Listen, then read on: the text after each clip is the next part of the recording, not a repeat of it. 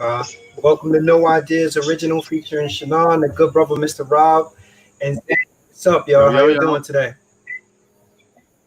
Good, brother. Hanging in Cool. there?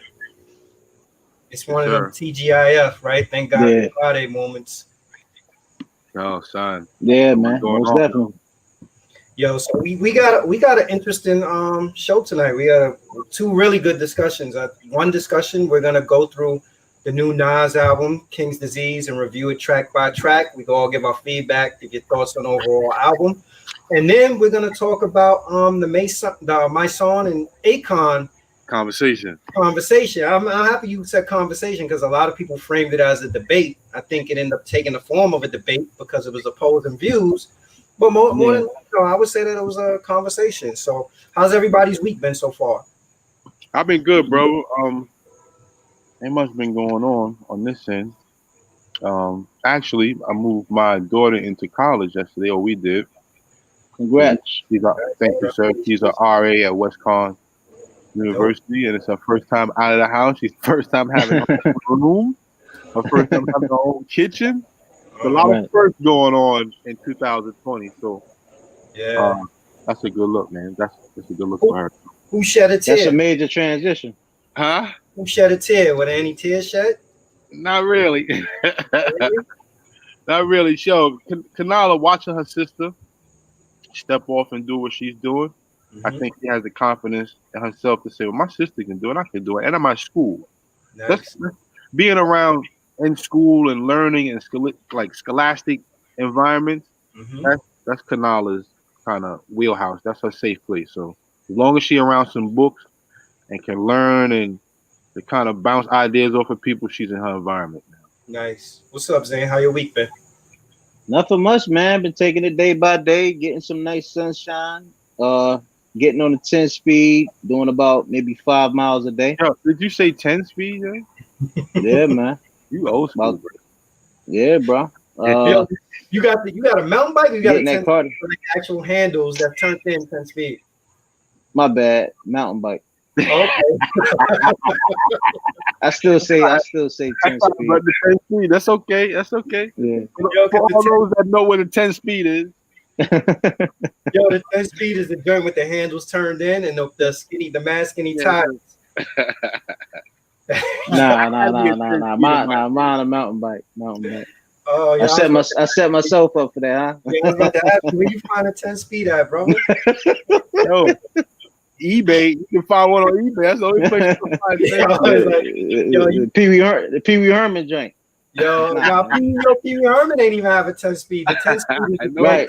I thought you was gonna say, yo, I went to play after I finished playing my Atari 2600. My 10 speed. Yo, the 10 speed is that old, man. Oh man. For real.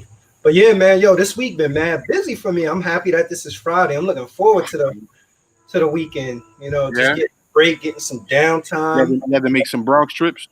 Yo, yeah, quite a few. You know, things are getting back in the swing of things. So back and forth to the Bronx. Nice. Traffic is picking back up too. So you know that traffic is actually take more of a toll than actually going down to the city to handle the business. What's up, Corey? I see you. I see you, Corey. Hello. Holla. Holla. Yeah. So we all were blessed today with the new Nas album, King's Disease. And I don't know if you guys had an opportunity to listen to it in its entirety. I woke up this morning probably like 6 o'clock. I looked at my phone. Zane had messaged me like, yo, what do you think of the album? And it was like 12:15. I'm like, I seen the time he sent it. It was like 12:15. I'm like, yo, how could this dude have listened? Right? That fast.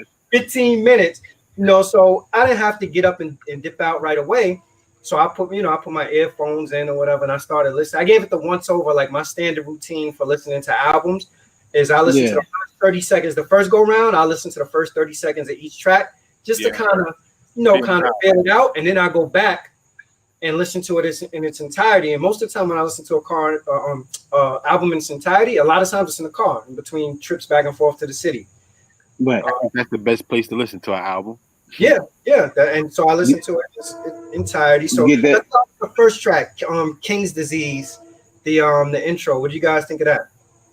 Yo, I love the song. Period. Shout out to Hit Boy because it gave that kind of soulful feel. It almost sound like something Dilla would make. Cause I love all the Dilla shit and the way he made arranged that beat. I think that was dope. And this album was off of Mass Appeal too, which is even doper. You know what I mean? Yeah, yeah. That's his own label, and he's rocking out like that. But yo, I love the song. This is a car blaster for me. I play this in the car, man.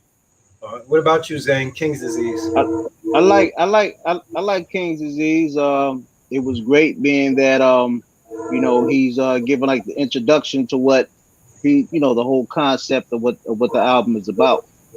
So he went straight into it. Like normally, a lot of artists like they'll have a title of their album, and they might put the title track like in the middle of the album. So by him like starting the first song as the title of the album, that was perfect.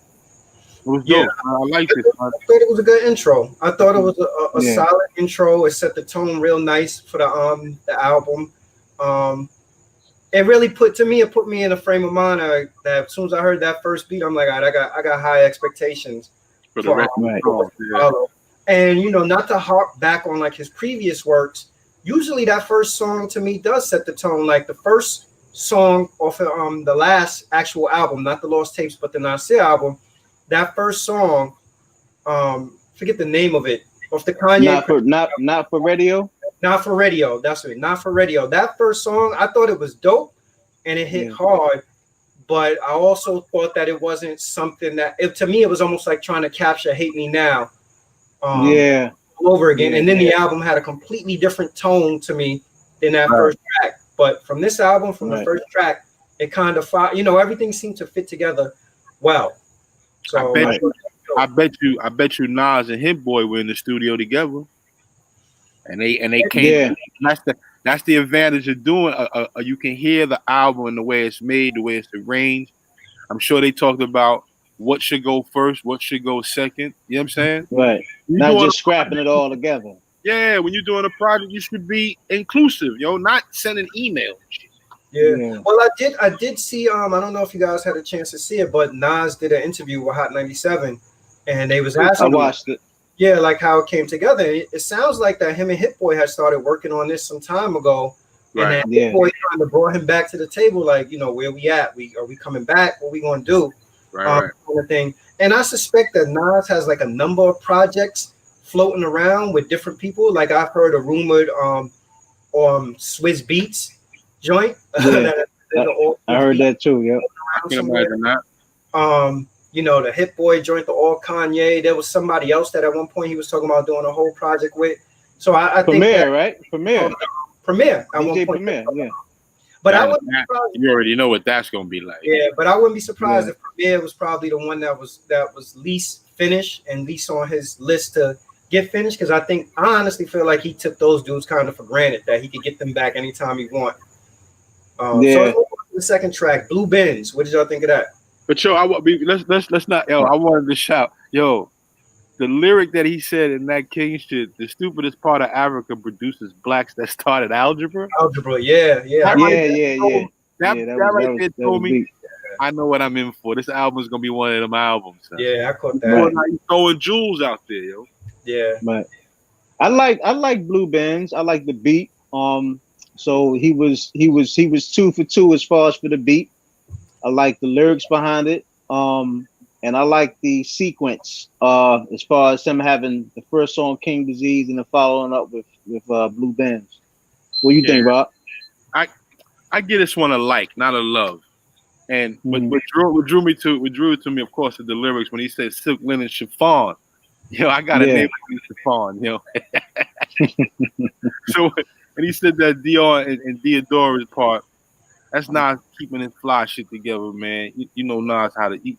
He's a classy dude, B. And he touches the best of the best, man. So I liked this song. I didn't love it. It's not one of my car blasters, but I like it. I still appreciate it. Yeah. Corey, the link to join in is right up at the top. Just click the link. Yeah, come on in, Cole. Yeah, you could come in, Corey, to discuss it. But I'll say it's funny. It's funny, Rob. You say this is not one of your favorites. To me, this is actually one of my favorites. Yeah. Yeah, and you know why? Because again, I feel like it's a good way to set the tone. When Zane was talking about the sequencing, the first thing my mind went to was the sequencing in terms of. And Rob, you could appreciate this as a dude who made beats before. Is the sequencing of the beat? Like you listen to how the beat starts out, and then when you probably like 12, 16 bars in or whatever it is, there's a nice switch in the sequencing of the beat. So it's not a continuous, it's There's not a lot of that. There's a lot of that, and there's a lot of that in this album. It is, yeah, it is. It is this album. I'm gonna tell you guys why too. It's this album by far to me, though, hands down, like the mixing of it, Yeah. the like the sequencing of the beats and everything. I listened to, I'm like, yo, Hit Boy Air. I actually went and looked at the credits. I was like, yo, who mixed this album? Who engineered this? Yeah. Hey, actually, what's up, brother? Oh, what's good? What's going on? What's going on, man? Chilling, man. Good to see you, What man. up, Glad to have you on the show. But go ahead, Rob. What's up? Nah, I was saying. Stable. I was saying. Usually when albums come out, I go to Genesis, and Genesis has the lyrics, but it tell you every step, who arranged it, who put it out, who the engineer, who's the co-engineer. I don't know none of them guys, but whoever they are, they did a great way of just putting it all together, making it a quality sound. Just like I was talking about, I don't know if you heard Master Ace's joint, the Brooklyn. Oh, yeah. Yo, you see how the sound quality? Yeah, hell yeah. It was like, yo, this is the way brothers that have been doing hip hop for over 30 years. This is the way it should sound. Like, you know what I mean? Yeah, hell yeah. And Nas's album has that feel. Yeah. What were you saying, Zane? No, about Blue Benz? Oh, I think Rob touched the point where the beat switched up, and I didn't know until yesterday that Hit Boy had also did the beat with Travis Scott for that song that Travis Scott and Drake got together, that real big song. What's the name of it again? Sicko Mode. Sicko Mode, yeah. So I believe that's Hit Boy's signature sound as far as having the beat and then he'll have it switch off to something else. Might be. He did that several times throughout the album. Right. Corey, you had a chance to listen to the album in its entirety yet? Yeah, I was working out to it this morning, man. What do you think about Blue Benz? Blue Benz is hard. I mean, typical Nas, man. Like, it's substance. The kid got crazy substance, man. And his words. And just to go back to the King Disease, that's crazy. Like, his details on what King Disease actually mean, like, impeccable. Son. I mean, he's throwing bars, he's throwing gems. And like I said, earlier to you, Zane, you shy that most people want to be entertained. When you start putting lyrics in there, we gotta make niggas research what niggas is doing. Yeah. Some people will backpedal and not pay attention to it because it ain't jingle jangle enough. Right. Just like Master Killer said in that Wu-Tang song. He said most are intrigued by the drum, by the drum, beat, but not by the lyrics. That's you know right. What I'm saying? That's right. Yeah, I think it's great. That's why he matched it up. That Nas got it right because for years that was the criticism on him that he couldn't pick a beat to save his life. Right. Yeah, he got it this time. This time. What were you saying, Corey? I don't know. Like, you're right. I mean, when it comes to the drum and certain people, some of his fans are looking for that beat. They looking for that Illmatic. They still looking for it. And I'm still looking for it. I'm not gonna lie. And it's because you're still looking for it. Yeah, because I seen a couple of interviews where he was saying he don't do things for fans. He do things for himself. Correct. So I don't think he's taking into account what his core fans really want from him. Correct. And the producers is actually taking that into account. That's right. Yeah, it's what's interesting about that to me is that I think it's a gift and a curse, right? You create an album of that magnitude, and then you become defined by that album. Like everybody's expecting every album you make afterwards to reach that plateau. That album was just more than just the music. It was the time that we lived in. It spoke to everybody growing up in the hood. It spoke to growing up in the hood. And I don't know if it's that he's trying to shy away from it, in my heart of heart, I feel like he probably could never recreate it. Right. And Preem, Pete Rock, Large Professor, they were all in a very early prime, B. Mm-hmm. Oh yeah. But one of y'all said it though. I think he took advantage of the fact that he thought he could get those guys at any time. Yeah, so And I don't think. Yeah, that's what Yeah, Sanaa said. Yeah. So and to that, he's not the contrast between him and Hove. Hove is like a little more demanding because you see he consistently work with certain producers. He stick to the formula, Right. where he really get that criticism. But I think Nas, true Nas fans is still thirsty for that. Yeah. They still thirsty for it. To me, But you know what? I think. Go ahead, Sanaa. Yeah, I was gonna say, to me, like some of his outtakes, his recent outtakes, like you think about the Lost Tape, the Lost Tapes Part 2, that was like the core stuff that people wanna hear. Like I feel like for the fans, it's very hard because the fans are holding him to a standard that may not allow him to elevate or to further create as an artist. Because let's be real, like even the stuff that Nas has done that we be like, yo, this ain't it, this ain't his best work. It's still stealing for like some other people's best work. We look at his stuff, his throwaways, and be like, yo, this is still better than somebody else's best work. So it's almost like people getting Mike Jackson stuck with like, yo, we need the next Off the Wall, we need the next Thriller. When you that's dope, we need to make another Thriller. And it may not be in them because as an artist, fans are selfish, man. Fans are selfish. They want what they want.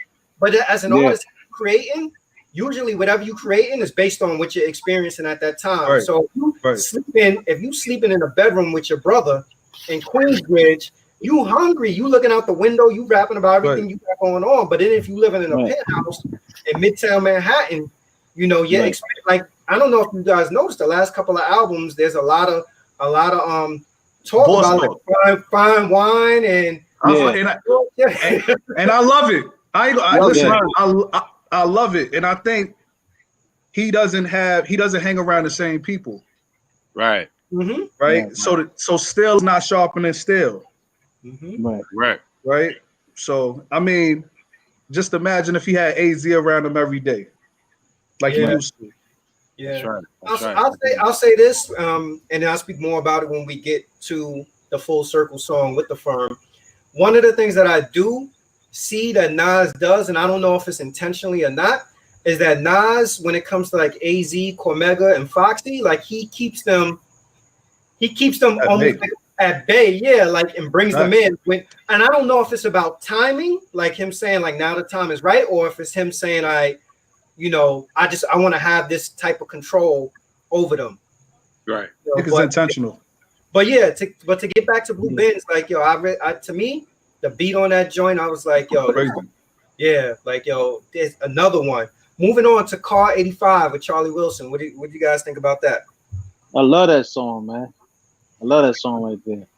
That's some smooth stuff right there. Like once the first time I listened to it, I think I played it back like the first 4 bars. I played it back like 3 times, just to try to envision, what was he thinking when he actually wrote it. And Charlie Wilson was just, the icing on the cake as far as with the melodies and all that. Yeah.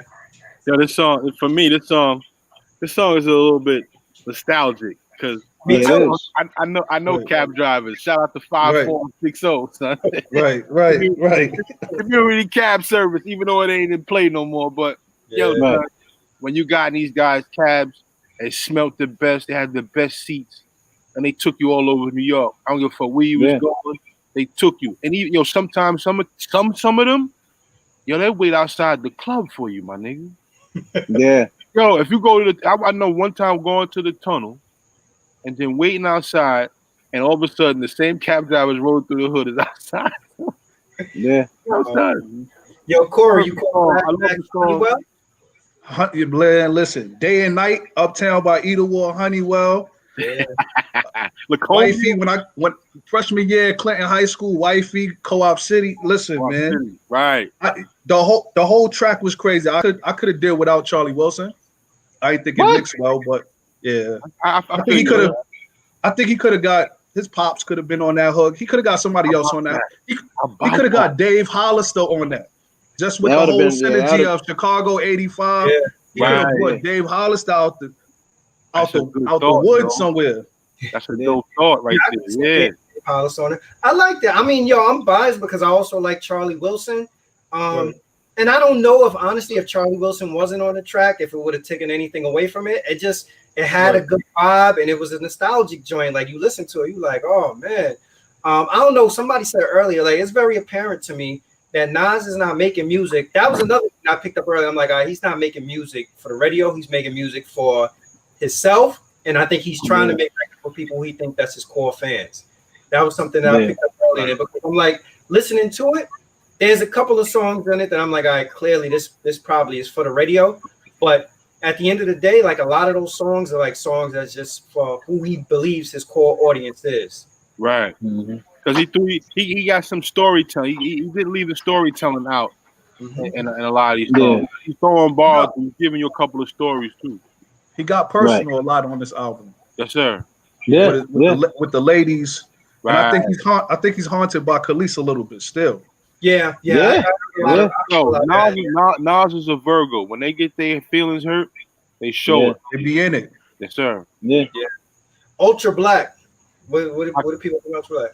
Pass on that one. Banger. That's all I got. You like it? Car banger. That's my car banger. I ain't going front. That song grew on me. Like it took me about maybe the third time to hear it, because the thing about it, when they said that he had a song coming out, you know what I'm saying, before the album, of course, to drop a single, I was thinking it was going to be like, you know, what we were talking about earlier, like something that maybe might touch the Illmatic level, or maybe it was written level. And when I heard it, I was like, okay, the beat, and I started listening to it over and over again. I said, yo, the song is nice. That's what got me, that offbeat, the way it comes in. Yeah. It's ready. Like, all right, I know he about to do something on this. Hold on. Yeah. What he say? Super fly the mat, sitting fly on my lap. Yo, right. Hold on. Corey, you said pass. Why pass, Corey? Why pass, Corey? The beat ain't catch me yet. The lyrics always, but the beat ain't catch me yet. Okay. All right. That's fair. Yeah, the beat. It didn't grab me yet. For it to be a single, I just was like, nah, he could have went a little more harder than that.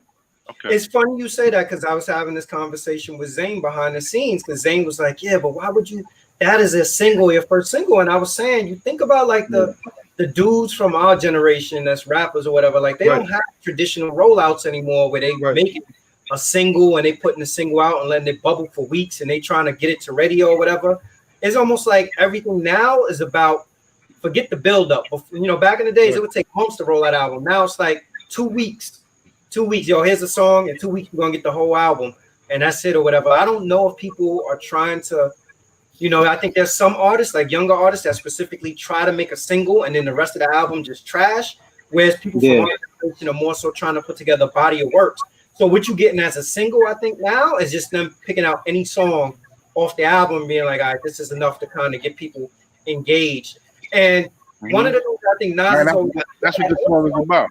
Is I think Nas has also been good at since the hip hop is dead days of figuring out some way to say something that's not over the top but provocative enough to catch attention. So the Ultra Black joint, Doja Cat is now, you know, that's now in the atmosphere where Doja Cat is talking about, oh, my next single is going to be called Nas or this, that, or whatever. I think he learned the lesson of the 50 Cent and the whole, just bringing the controversy just a little bit, giving you a little bit of it. Yeah, because you gotta be a little provocative. You know, Nas is that his intro. He, out of any artist, he got the best intro. I'm feeling like his intros need to be his singles. Right. But only true Nas fans know that. Yeah, he's to me, you know, like that's what's the Ultra Black song to me is not one of my favorite songs. Why did he use Ultra Black? Let's keep it real. Because the time we in. Right. Yeah, the time we in. Anything black is under attack right now. Facts. Anything plus black. Plus I also think that Nas did it as far as for marketability. Like, okay, you got the NFL, you got the NBA and all that. Right. So eventually, like when you know, when the seasons start kicking off more, they're gonna use that and play it like in a commercial or something like that. I guarantee you, like Pepsi or a big company gonna pick that up as far as for a jingle.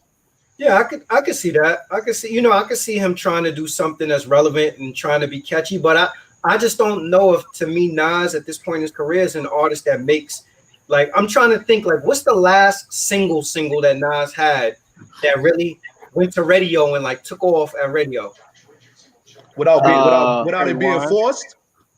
Without yeah, it being but maybe forced. hate me now, right? Has there been anything? The I Can song made some Nah. noise, right? Y'all heard I know I can song.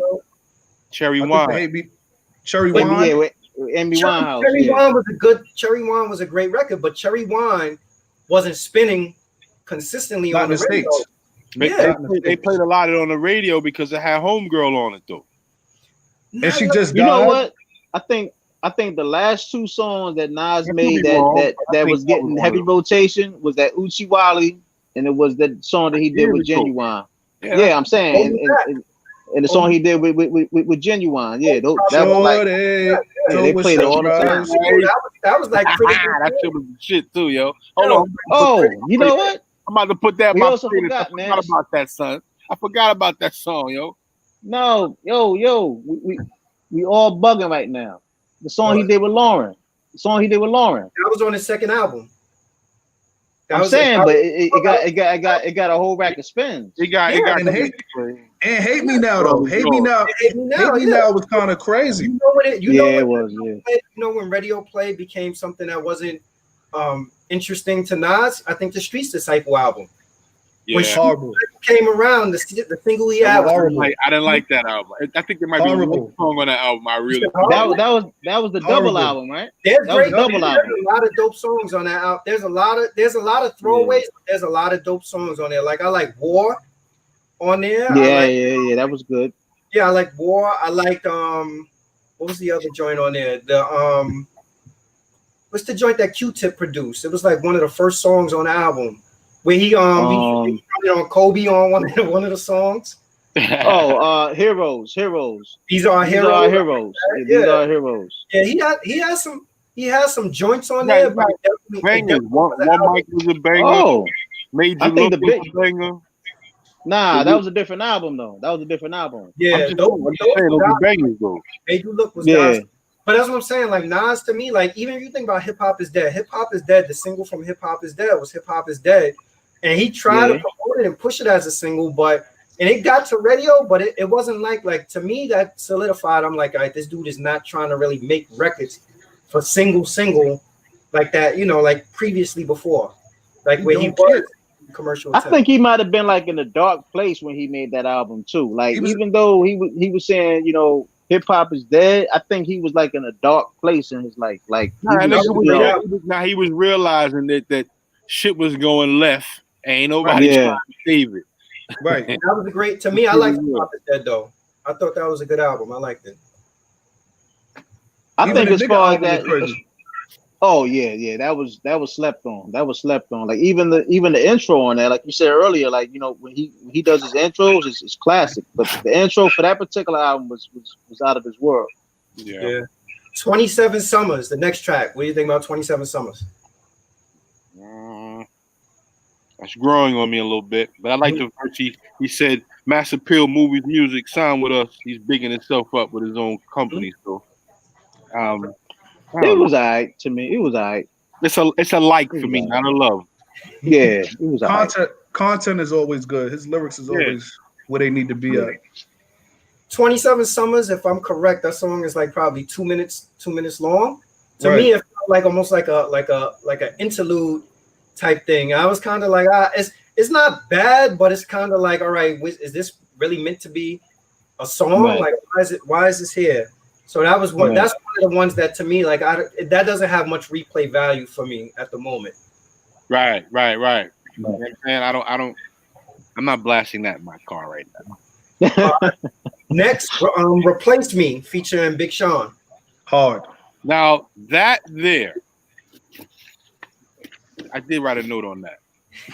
Who the fuck is Don Toliver? See, look, I never heard of that dude.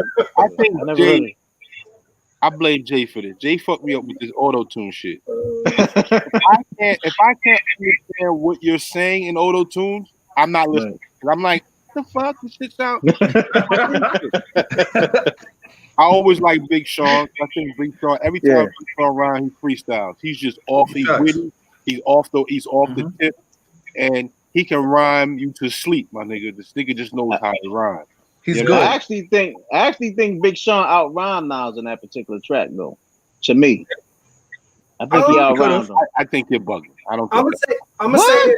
Nah, Big Sean did his thing, bro. Look, I like the content of the song because I think it's consistent with what you're saying. Where there's a lot of stuff in here, like also that's women oriented and things that he got going on. Relationships he had. Honestly, I wasn't blown away by either one of their lyrics. I thought it was a good song. I liked the song, but it wasn't nothing in it that had me be like, damn, yo, that's a hard bar. Yeah, the nigga Don Tyler was talking about so spacey. The fuck? That was what he basically did. That was a play on the Ella. What's that homegirl name? Ella May. Yeah. Ella May joint or whatever. But I thought it was dope, and this is like he said, "Get him out of there." Me, one of the things that I think that's cool about this album too is that Nas actually embraced bringing like some of the younger MCs into the fold. Also, that was dope. Bridging the gap. Yo, OG Dad, what's up, King? Yeah. All right, so let's go to Till the War Is Won featuring Dirk. Like it. I like that. That was all right. I mean, I like that. Me and Rob was talking offline, and I was telling Rob, I'm not a big Dirk fan. I don't know. I don't even know the young man. So I'll be honest with you. I don't listen to none of his music. I always heard a little Dirk, but I probably heard his songs on the radio, didn't know it was him. But this was the time that I actually knew that okay, this is Lil Durk. Call me old fart. I'm an old fart. The central East Coast got some flamethrowers. They could spit a little bit up there, Detroit, Chicago area. Mm-hmm. All right, cool. I'm gonna take your advice on that and get shorty a listen, man. They're right. Yo, you don't like T Grizzly? I don't like. I like T Grizzly. All of them are on. They sound like they all using auto tunes, huh? Nah, T Grizzly don't fuck with auto tune. T Grizzly is nice. Yeah, T Grizzly get busy. T Grizzly get busy. But yo, Dirk, if you listen to him, he got the auto tune on it. But if you listen to the bars on there, like he was like, yo, he think he Martin Luther, but he more like a shooter. Yeah, that was dope, man. Yo, what? Yo, Dirk. It was a nice blend. It was a nice blend. See, he underneath the Lupe fiasco, man. They under that, like Lupe is that they hold. You know what I'm saying? So good point. Outside of drill music, what they call drill music, right. They got some spitters. You know what I mean? They got some good spitters. Yeah, that shit though, like Dirk really impressed me. I'm like, okay, because I'm gonna be honest with you, like when I saw the track list and I seen the people that was featured, I was like, Nas and Lil Durk. Right, like you couldn't see it, right?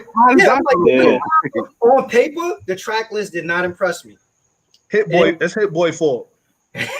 Yo, but yeah, that's right, because these are all the people that Hit Boy is currently working with. Like if you look, he currently in the studio with Big Sean now too. And I'm sure Lil Durk got numbers. Lil Durk numbers, I'm sure, is up. And that's probably a collab to kind of reach out to the young fans that, Lil Durk is working with some of the OGs. And a good OG to work with is Nas. You know what I'm saying? Because the sad thing though is I think that I believe that Lil Durk caught a case recently in Atlanta. Oh, word! Oh yeah. He might go away. Yeah, he need that check money. He caught a case. Next is All Bad featuring Anderson .Paak.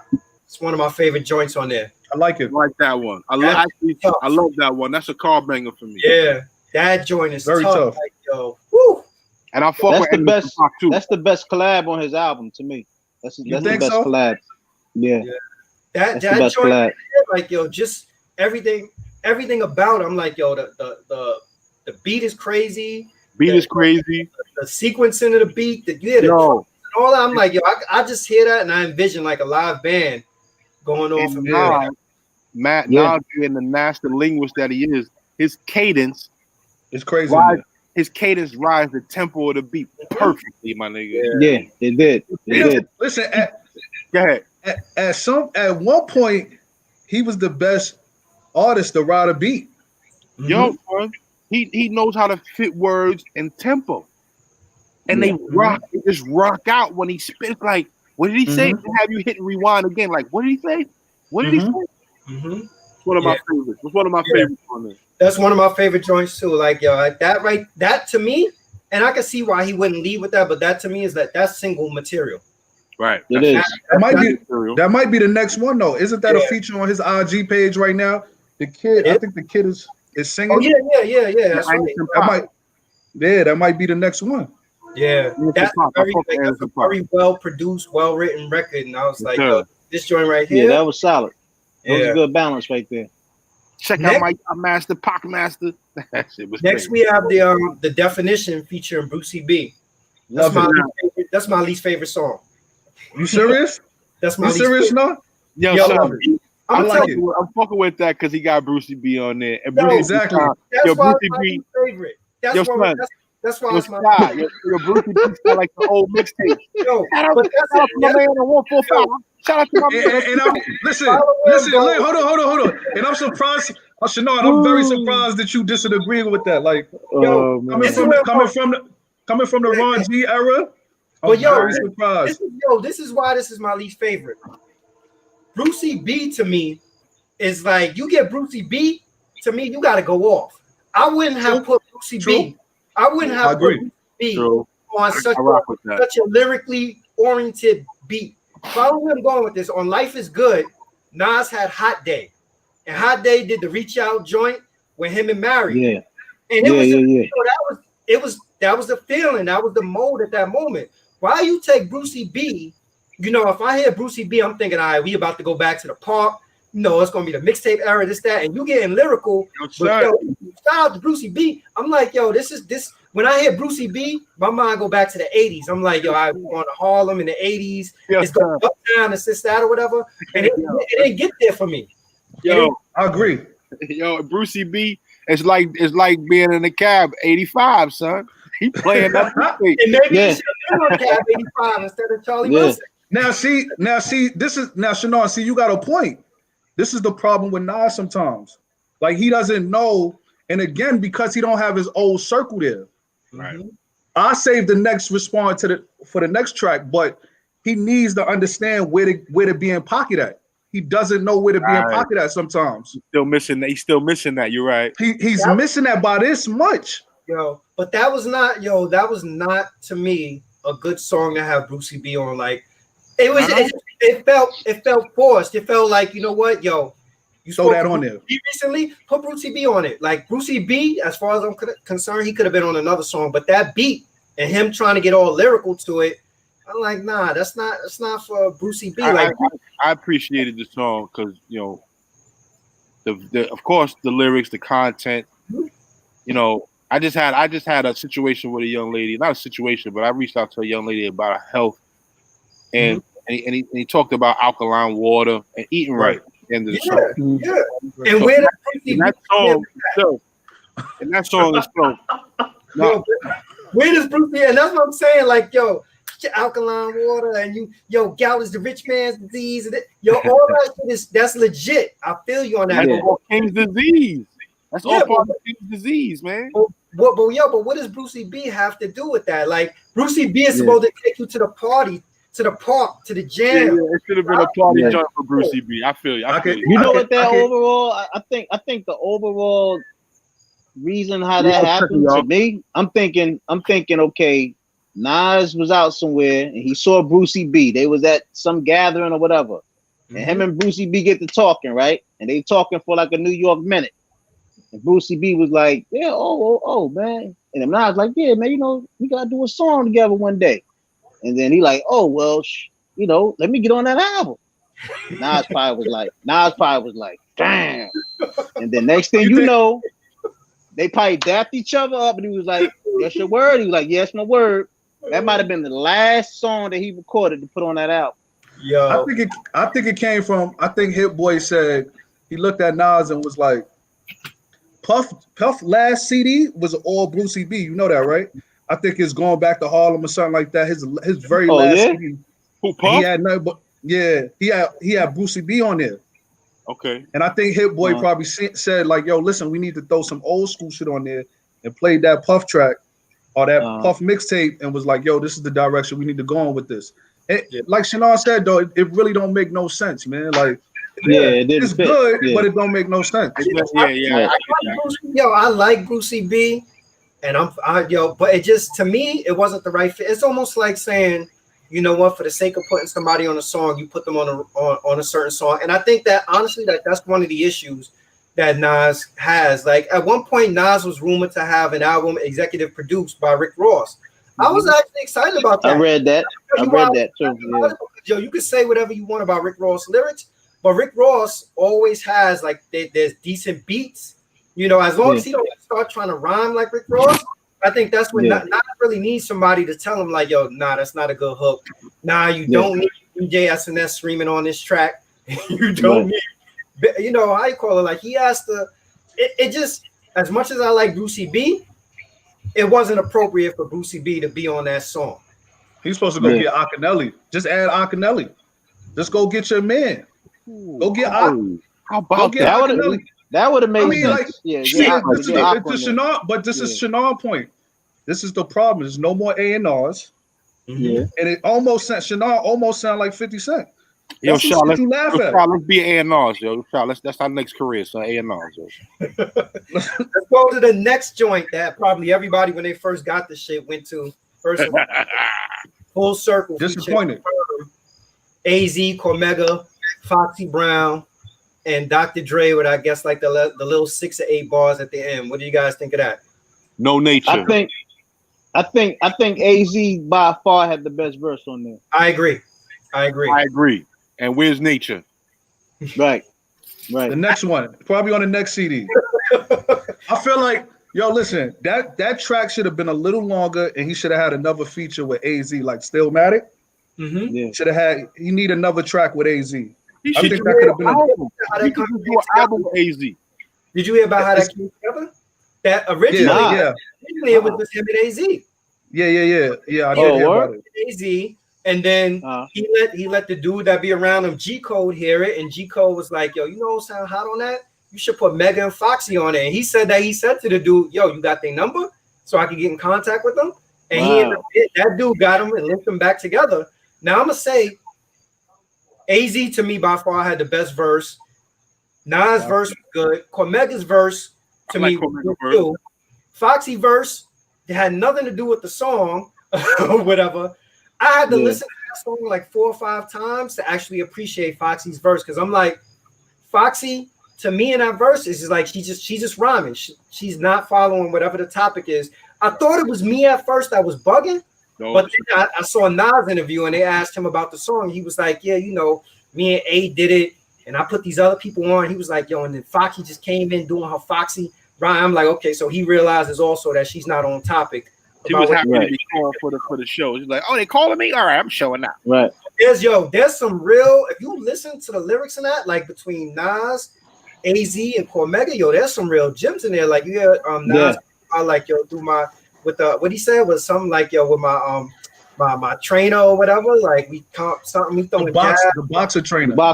Yeah, like he was flowing in that. And to me, AZ is just like AZ gets in the pocket on those kind of beats. Those are like shit like that is tailor made for AZ. Dog, can that be a little longer? Dialogue. He said dialogue superb. Flyest car on the curb. That's pure AZ, son.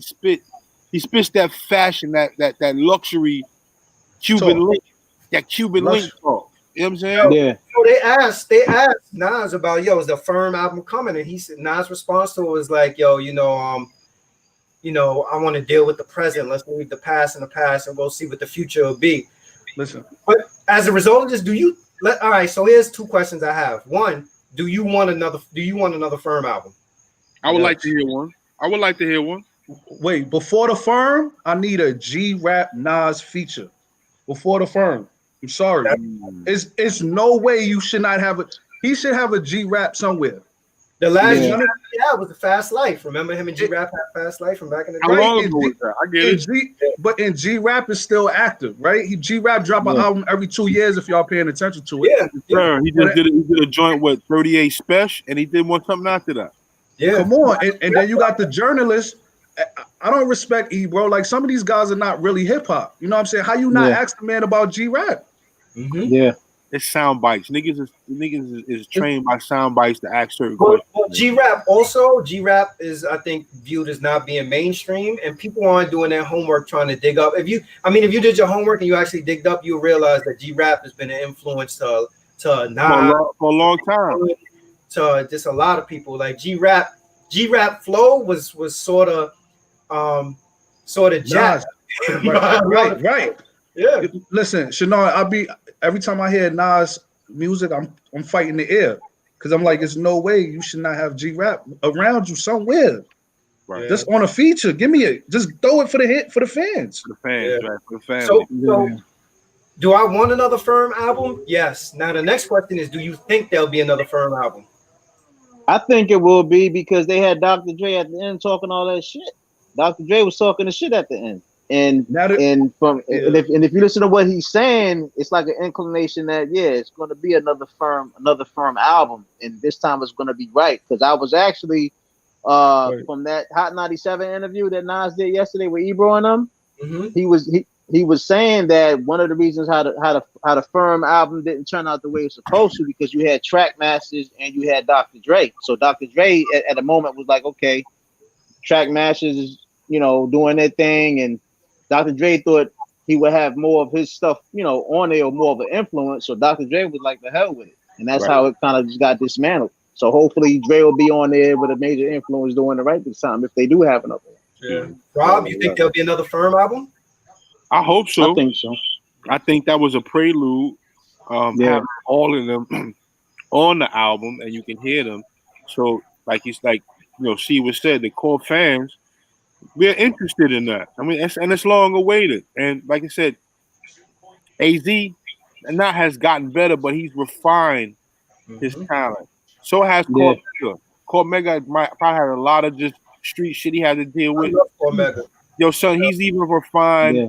He's refined so much of his talent that he's so stuck. He's stuck. Like, I got this now. I'm not gonna fuck him. Yeah. Let me say this for the folks that's in the chat. The people in the chat, let us know. Do you think in the chat? Oh, in the chat, let us know if you think that there's going to be another Firm album. Corey, before I give my answer, Corey, is there going to be another Firm album? Yeah, I could see it happening, but I can't see that happening without a feature from Premier. That's going to delay his single project with Premier if there's a Firm album.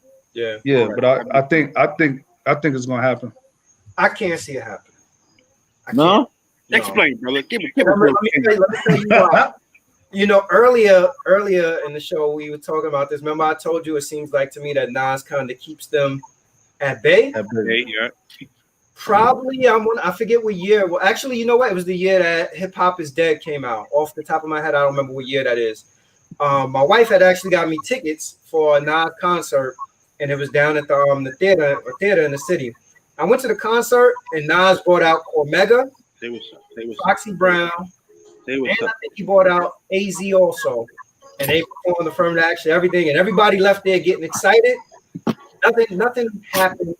Nothing happened afterwards, and I think the reason why that happened afterwards is one because I think Nas probably feels like that ship has sailed, and I also think that similar to what you were saying, Zane, like their first go round was a huge production. It was a huge production to get them all in the room. Truth be told, they need Nas, and Nas doesn't really need them. Right. So what is in it for Nas other than him saying like, if this is what the fans want, I'm gonna give it to the fans. Now, follow where I'm going with this.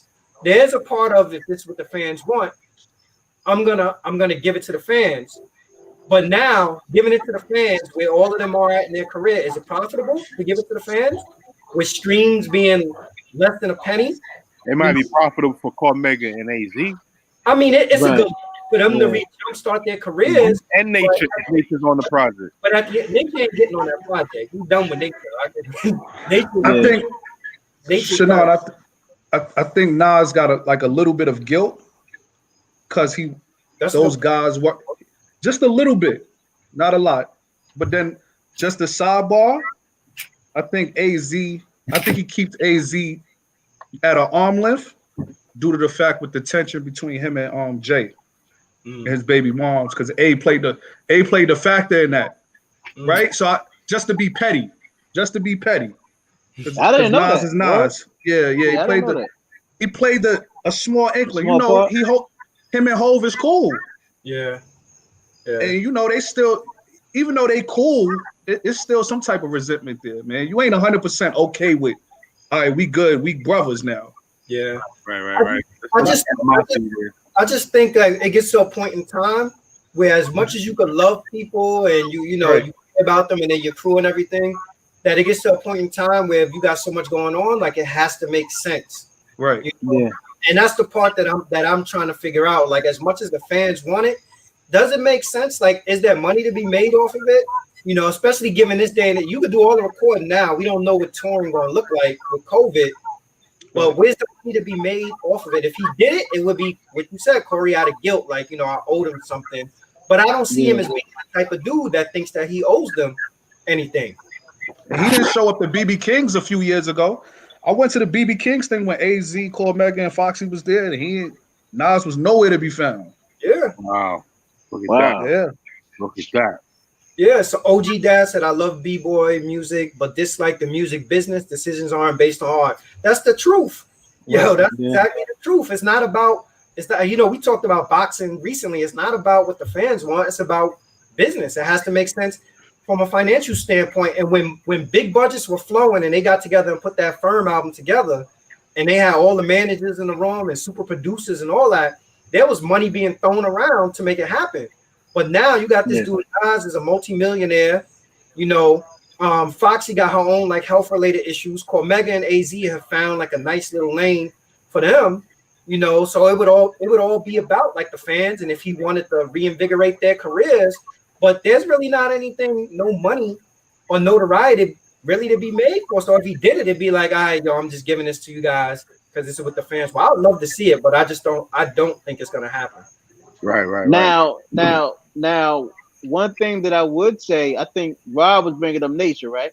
Mm-hmm. You bring it up. All right. Now, what I would like to see is, which I don't think is going to happen. I would like to see nature get added to that circle, and Nas will just do certain features, but the core of the Firm will be just Cormega, AZ, Nature, and Foxy, and Nas can get on a couple of songs or whatever, because at this point, like you said, Nas has nothing to gain from that.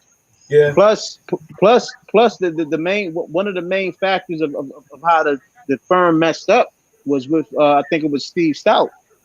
Steve Stout, once Mega got out of jail, whatever, Mega didn't like the deal that Stout was trying to give him.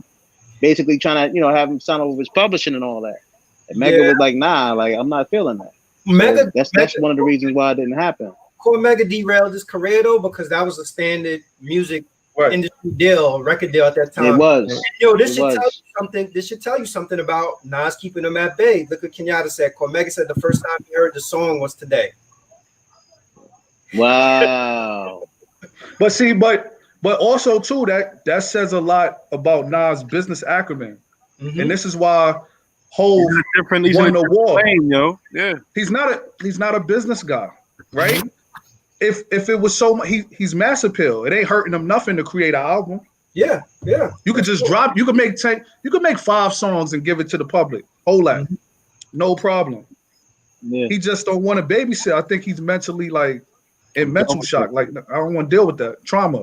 Well, yo, you know what? It's funny you say that, because honestly, I think that might actually be it. Because the thing that I see that constantly happens to him, no matter who he tries to embrace and bring on or whatever, when it goes sour, like all these people pin everything on him for their failures. Like, and that's why, like Nature, I don't think Nature will ever be back in the fold. I don't think Nature and Nas ever had a relationship like Cormega and Foxy. I think that he was somebody who they found and was like, all right, we need to replace Cormega.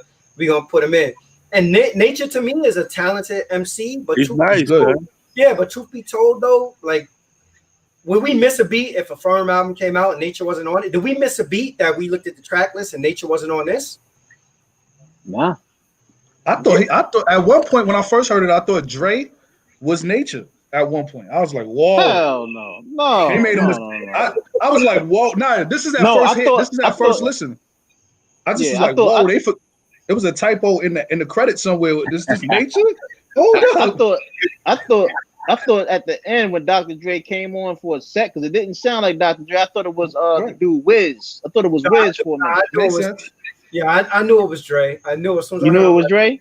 Really trying to capture all the nostalgia and bring everything back. But yo, a lot of this stuff is about, and it's cliche, you hear people say it, but I really believe though a lot of it is really about the timing and the timing being right for it. And you know, like I agree, like it would be nothing for him to be like, all right, let's get 5 or 6 songs together and you know, and put it out. But yo, who wants to babysit and deal with the personalities, right?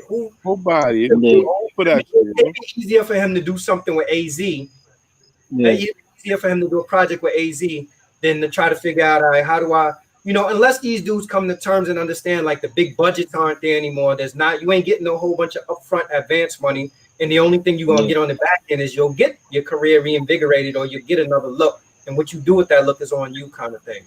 Super selfish. Yeah. Let's go. That Virgo shit. The next track, 10 points. What do you guys think about 10 points? That's my shit right there, son. Yeah, I like you like 10 points? Mm-hmm. That's my joint blaster for me, son. Yeah, I like that too. The tempo, the what was this opening lyrics? I got it right here. America the beautiful, gangster's paradise. For a black man to be rich, you have to sacrifice your own family. Yeah, that part right there. He's laying it. That's a layered verse. Mm-hmm. That's a layered verse, and he goes on to talk about how I made money. And what he say? Oh my God! I ain't a part of no cult. Yeah, if anybody knows where how Jay-Z's getting his money, Jay-Z's a Mason. Yeah, possibly.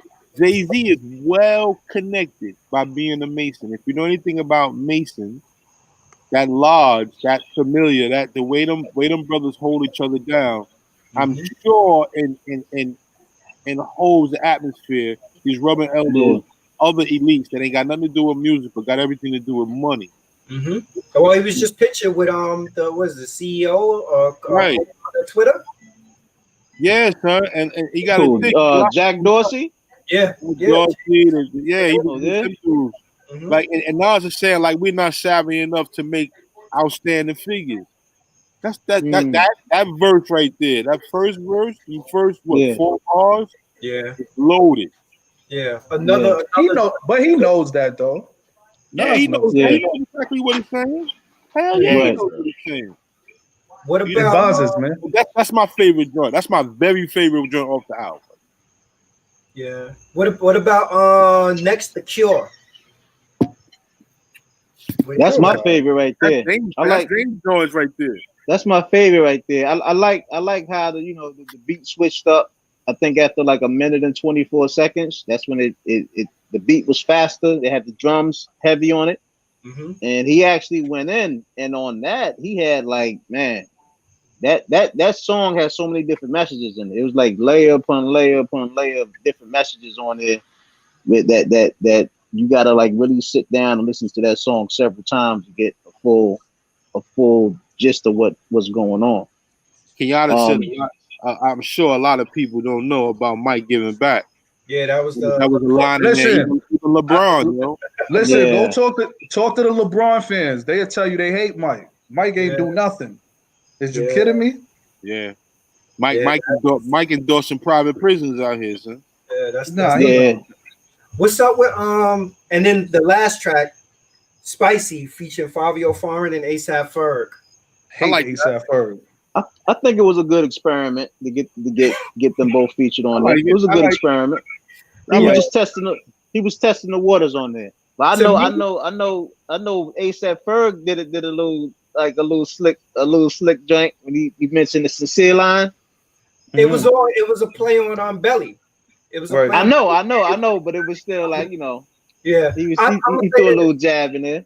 That to me, honestly, was the attempt at a commercial track. That's Spicy. Yeah. Mm-hmm. Yeah. He should have got ASAP Rocky if that was the case.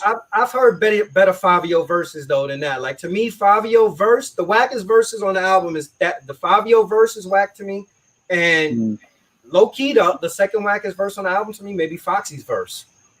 Yeah, like Foxy's verse just it didn't even, just like how Bob says a lot in the interviews. It just sounded like Foxy, like it was on a whole nother different like pitch. Yo, it didn't mix right. Like, but that's not a lot. The voice. You say though, the woman lost her hearing, so her pitch is gonna be off in general because her hearing. But I forgot about that part. Subject matter. My bad, Foxy. My bad, Foxy. I forgot about that part. The subject and the topic matter for that was not good. But to go back to it, like to me, Fabio could have came with a better verse to that or whatever. Like it was all right, but to me, it was one of those joints that I'll listen to. But it's not something like it's a skip joint to me, to be honest. If it wasn't the last song on it, I'd probably skip it. Like every time it got to it, all right, next. Man, I like it, man. It's all right. I ain't too much with the ASAP joints, but I heard a couple of joints Ferg did. I did a song that Ferg did called Harlem that I like. Ferg is dope. Fabio's verse to me is not good. Okay. I think that was a relationship type of feature, like because he know Ferg pops and all that. I think that was just a throw on. Yeah, I hook you up, shorty. Yeah. I think that was because he's starting to mingle around the elites of hip hop now. So right, just get on the track. I'm gonna embrace you a little bit. Yeah, he worked his way in there. He got in there on there. Right. Yeah. Now the one thing that I was surprised about is that OG Dad give Foxy she's not hearing the beat like before. Yeah, that's why the pitch sounds off because of her hearing, you know. And it wasn't like let me be honest, it wasn't a horrible verse. It just was that they were talking about something completely different, and he was like her rhyme to me was like I was talking to my wife about it because she's a Foxy and Lil' Kim fan, and I was like, yo, it seems like to me Foxy's still stuck in 1996 with her flow. Exactly. Yeah, listen, and you're 100% right, Shannon. Last week I was working out the Foxy, and I was happy I heard Foxy in my ears. You hear me? Because the Cardi B right now is not it, bro. Like, so that was kind of refreshing. You was listening to Il Nana? I was listening to both CDs, bro. Like both of her joints, and I was like, yo, I'm really appreciative of Foxy, man. Yeah, she was a beast on Il Nana. Broken Silence. If you ever listen to Broken Silence album, Broken Silence is a great album. Broken Silence is a great album. So Foxy on this CD is isolated. You just gotta I like it for what it is. It's Foxy. Right. Okay. I mean, you know what helps her get a pass too, because Dre did his own thing also. Even though I'm sure Nas probably wrote them rhymes or whatever, but I'm like, yo, why are you? I don't think Nas wrote the Foxy rhyme, but he might have wrote the Dre joint. But I'm like, so why are they talking about the subject matter? You know, about like how women make them feel, or with relationship, and then she come on, "Ew, Nana, still a firm, Escada." I'm like, yo, what the hell is this? 1996. See, but this the part that I don't understand. When you mixing down an album, right? And Nas got different people that's in his ear as far as his manager and maybe co-manager. Like they don't say like, nah, she got to record that over, or like how many takes did it take for her to do that? How many takes? And when I heard that, I said the same thing. And back to y'all guys' points earlier about, I don't know which one of y'all said it about them working in the studio together. You could obviously see that wasn't in the studio, and that was sent out. And she probably couldn't get a studio because you don't know her situation. Yeah. And Nas probably was like, man, fuck it, just put it on the track. Yeah, let's figure it out. Yeah, that's what I thought. And to Chanel's point, that's the stuff that he's gonna have to deal with if there's gonna be a firm album. Yeah. You got an expense to fly them out and all that. That's gonna be the biggest handicap. Her. Yep. But and I think that goes back to what you said too, Shannon, about the Hot 97 interview. I think that's when Nas was kind of like bigging up Foxy, saying that she like shut it down as far as her verse. But I think he did that just to get people psyched up to say that, oh yeah, she had a hot verse, but really it was mediocre. Ready for it. You get your ears ready to know, like, all right, here's everybody you know, to me, it was a feel good moment, like to hear Foxy back with her. Oh snap, they got the whole crew back together. But after you process it and you go through it, you be like, yo, what the hell? Yeah, what the hell is this? What that got to do with anything? You know, at the end of the day, though, like I said, like yo, that song was a very well produced song, also. You know, and yo, here's another funny fact that people don't realize. You know, Robin Thicke is on that song also. Nah, I didn't notice that. I didn't check he's what doing? Is he doing the arrangements? What he's is he doing? He's doing like the actual singing and harmonizing, and then listen to it back again. And at the beginning, you hear harmonizing, you'll hear harmonizing before Dre part start up and everything. That's Robin Thicke doing the background vocals. It's crazy. I gotta check that out. Yeah, so how you call it? Like, yo, very, very well produced song. You know, overall in terms of the album. So we went through track by track. Let's say, like, from a scale of 1 to 10, Corey, what do you give the album? 1 to 10? 7.5. Okay. Rob? 7.5, 8. All right. Zane? I give it a 8. I give it a 8.5. Okay. I'm gonna go with a 7. I'm gonna go with a 7. He's a hard critic, bro. I love you. I love you for that. Yo, you know what I'm gonna go I'm a Nas fan, but I'm gonna go with a 7 because to me this album is better than the Nasir album, and it gives me hope though that he's going in the right direction to understanding, like, you know what, these are the beats that you need to be on. These are the people that you need to be in the lab. You need to get some of these younger cats around you also and start making songs with them and everything. So again, like, yo, I feel like he's going in the right direction. I like the album. The album to me has more replay value than the Nasir album. I rate it above that. But I still think that Nas got his best work is still ahead of him. I think it's definitely above average. And like we talked about this behind the scenes, like there's some maturity in there. It's some like, all right, I can dig this. I mean, there are a few joints on there I can do without. For me, I can do without everything auto-tune. I don't give a fuck who you are. I don't like auto-tune. So I think Ye pushed him a little harder. Mm-hmm. I think he knew when he was working with Ye that he had to be creative. Mm-hmm. On this, you could tell to me that he just was, I'm here, I'm locked in, I'm feeling good. Let me just talk about these grapes, these cherries, this wine, this alkaline water. What I'm saying? It wasn't nothing where he could sit down. I seen an image with him and Swiss in the studio, and Swiss was trying to get him to go. Like Swiss was trying to get him to write. And I think he just got to find his pocket, and he got to get around the right producer. I don't think Hit Boy was the right producer. You said I think Hit Boy was a young boy. Nah, I don't think he was. So Hit Boy is a young boy. He need to be around Tip. He need to be around his peers. Like, yo, the best person you pulled out was Akinelli. And Premier.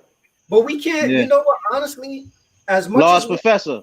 But yo, honestly, because we're diehard, we're fans, not so much of just him, but fans of that generation of music. We can't pigeonhole him into recreating. He can't spend the rest of his career attempting to recreate that magic. You know, like I thought it was dope when Lost Professor came back and did You the Man, and and when he did Locomotive, like, but truth be told, like, would we want to hear him attempting to try to make that like, I would love to hear Nas on a Pete Rock beat again, and I was happy to hear tapes too. No, but you're gonna get surprised. But Shannon, you're gonna get surprised. Tell me you wasn't surprised by Lost Tapes.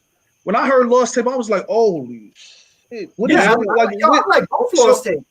Right. So now in the future, let's wait 2 or 3 more albums. I'm 40. You probably mid-40s, Shannon. Come on, we get close to 50. You're gonna get a Lost Tapes 3. And it's gonna have all the joints that he should have put on the albums, and you're gonna be sick. You're gonna be like, yo, come on, we could have did this like 7 years ago. Yo, I'm gonna tell you, to be honest with you, like, yo, one of my favorite Nas joints. A lot of people haven't heard it, but one of my favorite Nas albums is. Did you ever hear the I Am album before it got bootleg? Yes, sir. I believe so. Yeah. Project Window. With Blaze, the original Blazer 50 was on there. Project Window. It was crazy. The hardest thing alive. The feet is better. All them joint, yo. I'm like, yo, this is when he was snapping. He was Project going. Window was my shit, yo. But he doesn't have the right. He doesn't have Isley on this. He doesn't have the right people around him to pick the right tracks no more. I don't know what's going on. Yeah, they rich. They too rich. Because that dude, I tell you what, if he had half of the stuff that was on his mixtape that made it to the album, this dude would have been like, yo, but what we, you know what would have been dead. You know what led to the Hit Boy collaboration? And these were songs that I like. The joint that he did on the Khaled Nas album, Done, and the other joint. What was the second joint that he had? It's Secured. Those tracks that was on the other joint with Travis Scott. It's Secure. Where he was he had a video for that. He had a video for that. Yeah. Chili Fritos in a helicopter. Money can't get the ghetto out of here. Whatever he's saying or whatever. Like those are things that I think made him say like, yo, maybe I need to step out of my comfort zone and start trying to work with like some of the younger artists and trying some of these different tempos and stuff like that. Hopefully he gets there. Hopefully he gets there. As long as he stay away from Khaled, he'd be all right. Now, what do you guys think about Jay-Z dropping this? Like, I still ain't hear the song. Like, is the song out? I didn't hear the song yet. I heard the Jay-Z song. Jay is looking like a cock rider, son. He's been doing that the last few years, bro. He's a sucker. I mean, I like Jay, but he's a sucker. I'm saying, but did y'all hear the song? I never heard the song yet. How is it? It's corny. It's all right. It's all right. It's okay. But it's not a song if you're looking to derail or curve a nigga because a nigga putting out a project. So you want to draw some attention. This is actually the fifth time he did it. I looked at it online. It's the fifth time he did it, and that's the reason why I didn't bother listening to the Jay-Z song. I told my other cousin today. I said I'm not even bothering to listen to that joint. I don't count the Beyonce joint. I don't count that one though. I listened to the song. The song was okay. I didn't really care for it. I don't want to try to read like more into it. What that is, but you know what? On another note, what's exciting though is that next week we get a new Locks album. Yeah, that's gonna be tight. I'm not. Have you been excited from from their previous work? The previous album for the Locks to me was mediocre. I'm not gonna lie. The best Locks album to me was the album where they first got off of Bad Boy, the joint that had "Fuck You" on it and Ride or Die, whatever. They need Super Mario. They're not the same without Super Mario. Yeah, like in the last album they had, it was cool, but it wasn't. I've never got the Locks album that I've been waiting for, and I used to love on mixtapes. I've never got the Locks album that I've been waiting for. So you in the Nas space? You with us? They want the whole Nas. There you go, kid. Yo, but the difference Nas gave us Illmatic. We didn't get a classic album from them yet. That's true. You're right. Yeah, we did. We have it. So, my fingers are crossed that this album will get it. But I'm gonna tell you this: like, even the lead single, the single that they got playing, I wasn't like overly impressed by. I heard the beat and I was like, all right, the beat is cool and everything, but it's like a basic, generic, like regular generic beat. It didn't really move me and make me feel like, oh yeah, this is gonna be crazy. You know what it comes back to, fellas? Like, even when we was talking about the Nas situation and now with the Locks, the dudes is not hungry anymore. Like how they was back then. And they rich. When you not, they rich. So when you don't have that extra drive or that, wanna get things done, and you more like relaxed now, it's like you want to put relax now music. You ain't gonna put out no strong music. You're gonna put, okay, I'm doing this, like how Corey said, I'm sipping on the wine, I'm doing this. Like, people not gonna want to, put no extra effort into their songwriting capability. But let me tell you this, that's different than putting the firm back together. That's low maintenance because they all around the same area. They got a relationship that's not fractured. So, and for all of them, it's, make a couple of dollars out of this. Right. I'll be honest. To get back. My appreciation for AZ, long awaited, whenever he's going to put this album out, will be ultimately high. Because I know it's going to be consistent to his lyrics. Mm-hmm. And I'm praying, because he's so low key, that is flawless.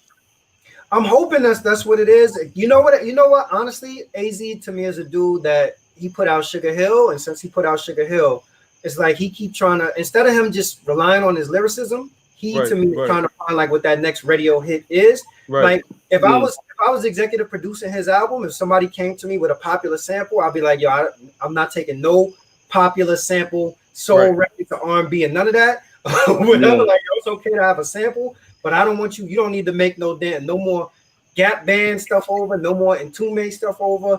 I don't want you sampling no Luther Vandross. I don't want to hear no popular samples or whatever. Yo, you have the lyricism to just get on a good beat and go off. Yeah. I mean, because his last single was crazy. That single he got out right now, for the what, 3 minutes it was insane. It's you talking about the joint where he got like the video for, and you talking about like it's hard, man. Yeah, it's crazy. Yeah, Corey, you want to stick around with us? We're gonna keep talking. We'll talk about Corey, hang out, Corey. Nah, I'm here. Let's go. I'm with it. Yo, so before we get into this discussion, I want to preface this by saying that, behind the scenes, me, Zane, and Rob, we've talked about this, kind of like ad nausea. And I get people that DM me, people that are friends that always say like, yo, how come y'all don't talk about this on the podcast? Everything that's going on with this young man.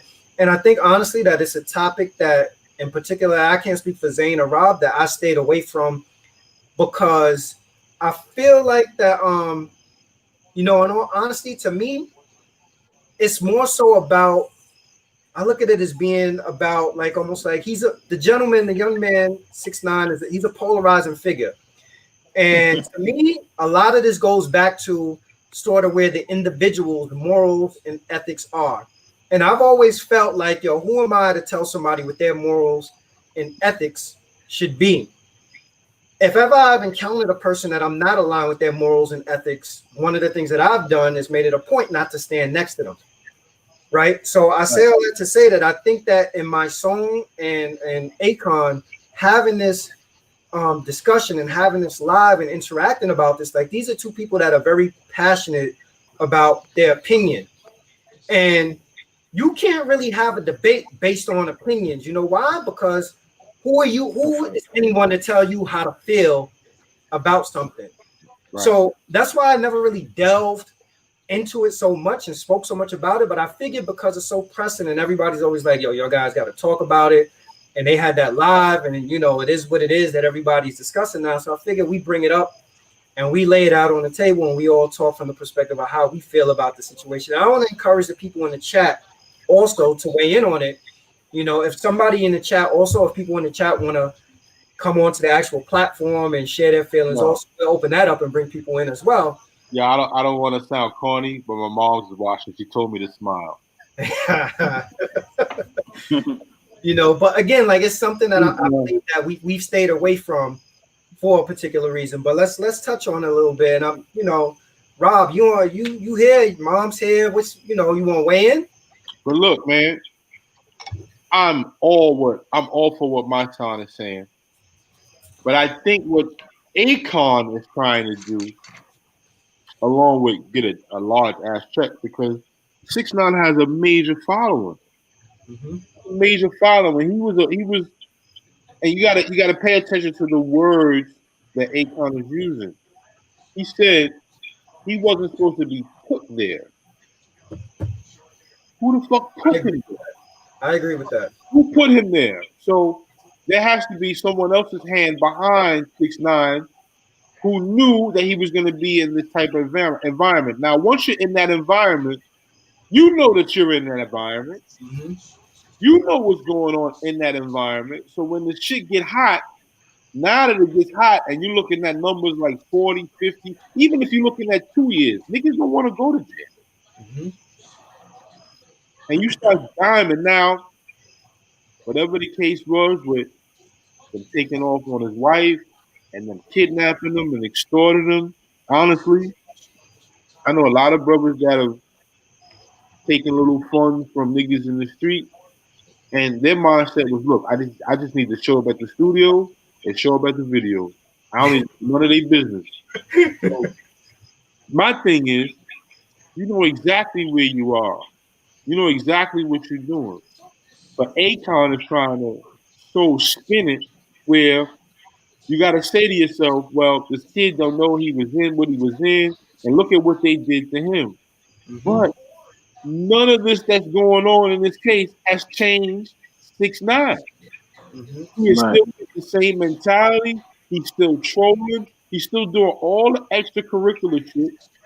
After If being not worse. and Worse. right. So look, I know a lot of brothers that got locked up. And trust me, that's not a place where you want to be. Mm-hmm. And after coming from that, that's not a place you're trying to go back to. So Mm-hmm. trying to turn the entertainment spin the way Akon is doing. Look, Akon is trying to build a city in Senegal, my nigga. This nigga, he got different ideas and he sees something differently than what we see.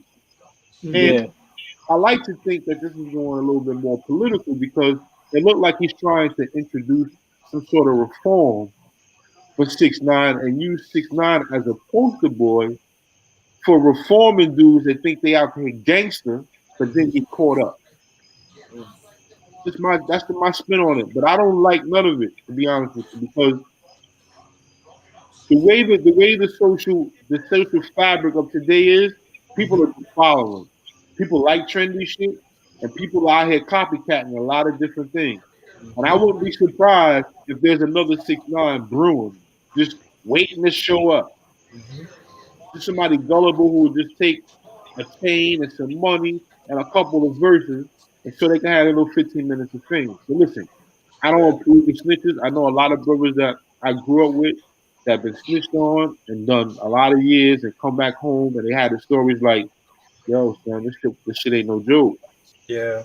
Yeah, that's what you're saying, Rob. Is that's why I said like I've tried to not really weigh into it so much because of that. Like the connections that you may have to people that have done time as a result of somebody telling on them. Zane, what about you? What's your thoughts on this? I still think this dude 6ix9ine's a mole. I think he was created in order because you gotta figure back several years back without saying no names about other rappers that was going on through this. You had hip hop police on the coattails of a lot of these different rappers out here that was flagging. And for the most part, for 6ix9ine, like I never seen like like the development of them. I just know one day I turn on the TV and I'm listening to the radio and I'm looking on TV and I see this guy getting all this press. It feel like the industry just created him. You know what I'm Mm, saying? Like I guess to help infiltrate for with hip hop police can infiltrate more rappers or entertainers or whatever. To me, I just think he just created. I think he's just like he's a mole.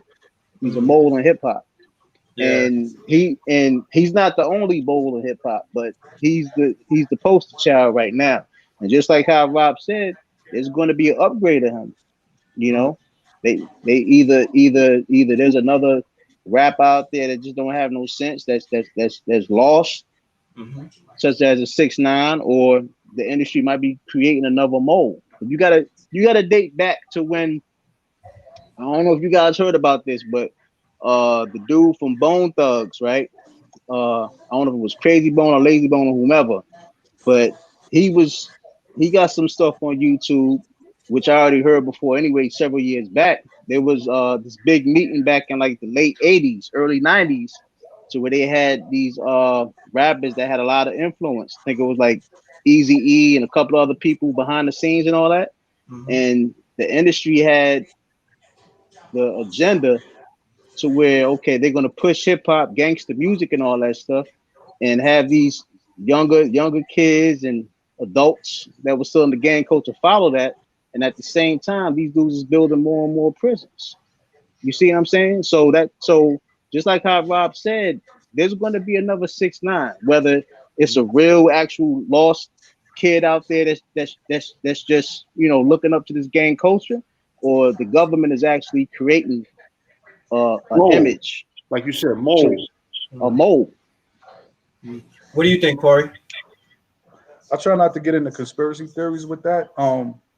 6ix9ine, that generation is completely garbage. Like they don't have no OGs, they don't have no parents. Say that That again. generation is doing whatever they want to do. Say that So again. It's lost. his Say that again. actions are acceptable to that generation. As far as Akon, I totally lost respect for him. I think he sold his soul completely with that.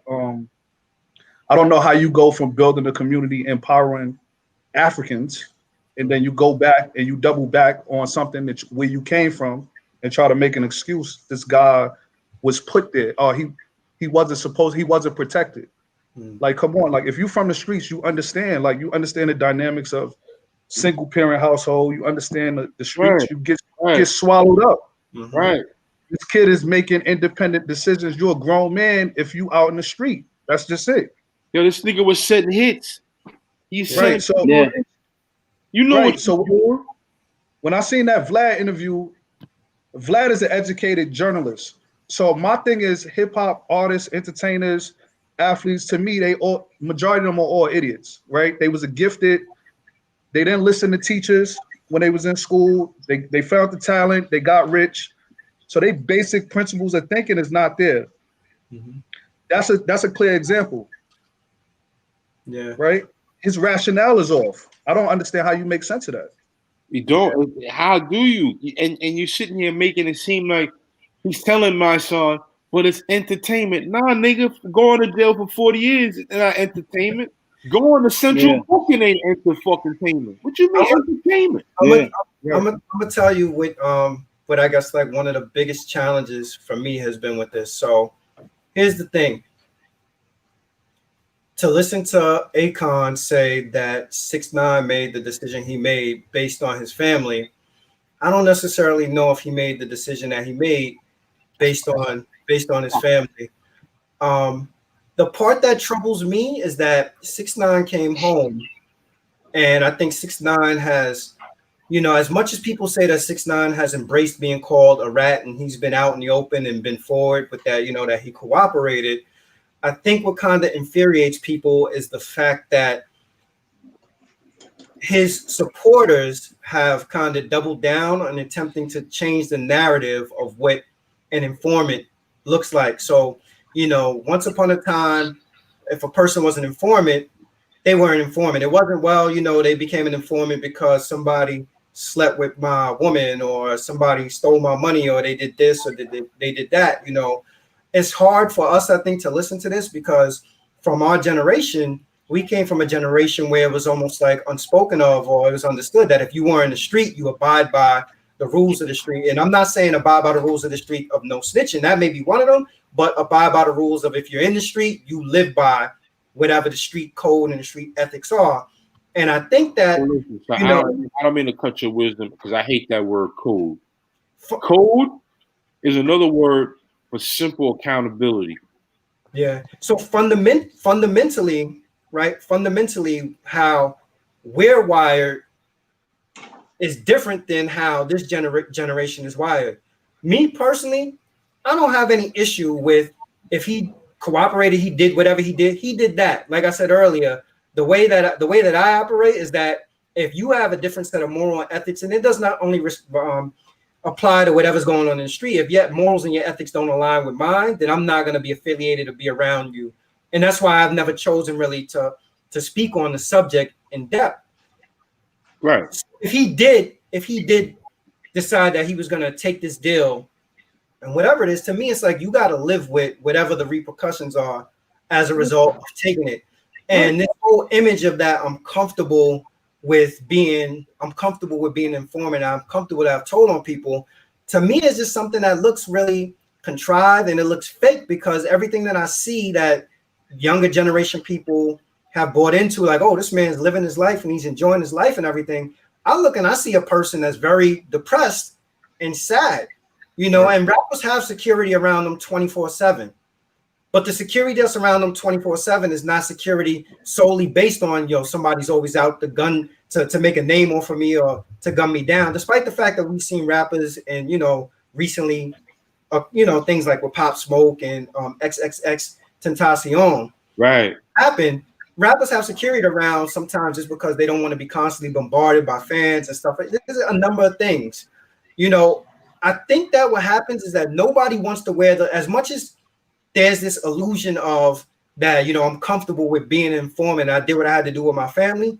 Nobody wants to wear that label of being an informant And now, after the fact, it seems like to me that the rules of the game have kind of shifted and changed. You know, like once upon a time, there was no conversation about, you know, well, this was the justification for telling on somebody. But now we have a lot of dialogue about what justifies actually telling on somebody. And but who's controlling? Alpo's name gets brought up a lot in this conversation also.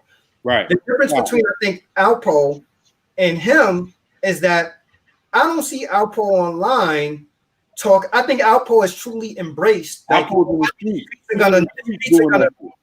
streets are gonna say that I told on people and I'm an informant. It is what it is, you know. And he's walking around wearing that label. I think 6ix9ine, I don't know if he's fully embraced it. I know for a fact his fans and his supporters haven't fully embraced it. And as a result of it, we got to constantly rehash the conversation of what justifies him actually being an informant. And to me, once you put those shoes on and you step out in the street and you play by those games, even though Akon is right to say, well, who put him in that position? Because I think you should be thinking about, like, why would I have this dude in my inner circle? Once he got in that position, or once he subscribed to whatever the street culture was, or whatever it was, to me, you have to abide by whatever the rules of the game are. And that's what I mean. He had to know a lot of communism. He had to know he was in the environment he was in. You couldn't be blind to that. You couldn't be blind. He had a video. What was a video? All sorts of weed on police cars. Like, what the fuck? What are you doing? Oh, Rob, hold on. Let me say this. We can't make excuse for mental health, man. We can't. We can't, bro. That's like cheap. That's like. But not everybody has access to clear thinking. You're right. So your position is that you think he's mentally ill? Yeah, I think he doesn't. I think he has a lot of trauma with him. He wasn't guided properly, and he became a victim of the streets. And it distorted. Wasn't he an alleged pedophile? That doesn't make things better. That doesn't make things better. Like what you saying, that right there, that just add fuel to him having mental issues, man. And then, but then you got the guys around him that's not bright. Right. Yeah. You can't be a bright gangster and that's throwing up blood stuff. That's to Akon's point. Akon is saying he had no OGs around. He had no one to pull him in, pull his car and say, yo, don't do that. But Akon is not bright. What are you even doing standing around him? I don't care what the situation is. Yeah.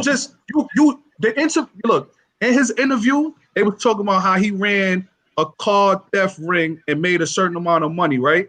And how he was a street dude, right? Mm-hmm. Come on, is that irony at its best or what? Like, you a street dude. There's no categories. If you in, you in. So you just being a hypocrite sitting around him. Now, if you can read between the lines, you obviously gonna say he looking for a check. But if you know the streets, that's not right. Whatever you doing right now is not right. It's not a good check. It's bad money. All money ain't good money, right? Money ain't good. He said in the interview that he's not making no money. Akon said that he didn't make any money off of it. He didn't get any bag out of it. So listen, it keeps him popular. He didn't get a bag yet. But he allowed this nigga to make a remix of the song "I'm Locked Up." Yeah, but the song, I'm locked up. They won't let me out. So it's a total contradiction, nigga, because they let your faggot ass out. Mental health, bro. I'm not. I see where Akon is going with it, and political. I think it's all political. And I see why Akon would say, like, you know what, you're attempting to justify whatever his actions are. And one of the things that I appreciated about the discussion that I think that Mysonne highlighted is that Akon kept talking about, well, when you're in the streets and you this, that, or whatever. And what Mysonne kept bringing it back to was like, we're not talking about the streets. We're just talking about a man of integrity, moral, right, accountability. And I'm like, yo, that's a damn good point. Like, yo, to me, like, it's really about like where your morals and your ethics lie. Now, I'm not saying that if a person is a supporter of him, I don't see an issue with them being a supporter of him. You can support whoever you want. If you believe that what he did was justifiable, to me, that's perfectly fine. The issue that I have is you shouldn't be trying to convince me as to why it was justifiable and why, if my morals and my values are against it, I should switch my morals and be aligned with it, you know. And that's the part that I that they lose me on, because I'm not out trying to sell people on why I think they shouldn't be a supporter of them. I personally don't care. You know, right. I Right. don't give no interest in it. Right. we are with it or whatever, but and I don't know if 6ix9ine cares as much as I think a lot of his supporters care. I think a lot of his supporters feel really strongly about it, and a lot of his supporters, I think, are younger kids. And to me, one of the things that Akon said that that was interesting when he was talking about, would you choose your family over the streets? Akon is right. Like, there's not a man, you know, and it's easier for all of us to say because we ain't never been facing 47 years. You know, it's easy for us to say. But I think that there was a lot of justification for his action. Jasmine actually is going to chime in too. I'm bring Jasmine in. What's up, Jazz? How you doing, brother? Hey, what's up, my brothers? How y'all doing? What's going on, man? Peace. Peace. See, I was listening to Whoa. Nas. You know, I'm not a big fan of Nas and that whole camp, you know, but Oh, wow. I respect the brother Craft. I respect the Tell- brother Craft. Tell us why. where you are. Tell us where you are with the whole stuff. I don't know if you had a chance to watch the Mysonne and the Akon. No, live. I know pretty much the story. You know, Mysonne General was talking about, you know, he's a snitch, he's a ride. You know, Akon is vouching for him, and you know, I don't believe in the conspiracy theories either. I believe it's a more economical base growth for himself, for his own people, as an African. He's from Africa, so I say Right. African. You know, as for the street code, you know, there's about 4 different types of niggas in the street. You got your hood nigga, you got your street niggas, and you got your gangster nigga, and you got your real nigga. And you know, Mysonne is really speaking on a real nigga, you know, his morals and integrity. But like, I mean, he was dealing with some, you know, street niggas, he was dealing with some hood niggas, and he was dealing with some gangster niggas. But like, you know, when you break that down, you know, the gangster niggas is the smartest dude in the room. I mean, the smartest dude in the room even fell short on that aspect of that young man. You know, Danny, what's his last name? Danny. Y'all call him 6ix9ine, but I don't really listen to that. Danny Hernandez, I think. Danny Hernandez. You know, then you got your street nigga just conduct business in the street. You know, then you just got your hood nigga just, you know, he just understand of the hood of his own environment, product of his own environment. But the brother just was in it for money. You know, further as Akon defending him, you know, the hip hop scene now is controlled but dominated by white America, so to speak. You know, it's not embedded in our black community. You know, we'll listen to a Nas, we'll listen to maybe a Jay, we'll listen to whoever your favorite rapper. My favorite rapper now, as a known rapper, is Rick Ross. I listen to Rick Ross. That's my favorite current rapper right now. But other than that, hip hop is controlled by dominantly, you know, white people. You know, white folks gonna castrate our people as a black man anyway. You know, so like him being a rat or telling on some kids from the street, that's on them. You know, they say they raped his girlfriend or his kid's mother, threatening him to kill him and stuff like that. You know, that's typical stuff, man. That's typical stuff that, you know, you mess with this guy. And if you're supposed to be a real gangster, you're supposed to be the smartest man in the room. You know not to fuck with him. You know what type of dude he is. Right. Let me chime in too though, real quick. I didn't mean to cut you off. Jamie? That's right, my brother. Jasmine. All right. It makes, when you're looking at it from a totality standpoint too, it makes New York look weak. Nah, let me tell you, New York is not weak. New York is not weak. Hold on. Hold on. Let me finish. No, I'm gonna tell you why New York is not weak. If you want to talk about New York, you got to talk about the black community. You know, you're gonna talk about the black community, or you're gonna talk about New York. New York listen, of a melting pot. So when you reference? When I'm saying, so let me clarify. New York City urban community, right? No, it's urban community because urban hip hop urban community is now white more invest more into hip hop than we do now. Got it. I'm gonna clarify for you now. When you're talking about under the poverty line hip hop, the gangsters that's still in the streets, right? You look at Nipsey Hussle situation. The kid that killed Nipsey Hussle was a snitch, right? Almost all his relatives got killed. If that's what you say, I don't know if the guy was a snitch. I don't Yeah, know. All right, right. Yeah. All right. But all his relatives, almost all his relatives got killed in LA behind that. So, but this kid 6'9" is running around comfortable with no repercussions. So the conversation is good, but then you gotta look at the community. How weak is the community now? Is the Which community you talking about? You talking about the black community or I'm talking about the black community that stand by the code. Well, the black community that stand by the code supposed to be a street nigga, Right, and right, because you got a 6'9" moving around the way he's moving around, even with security or not, he's comfortable. And there's nobody taking a chance to mitigate that situation or get him out of the picture.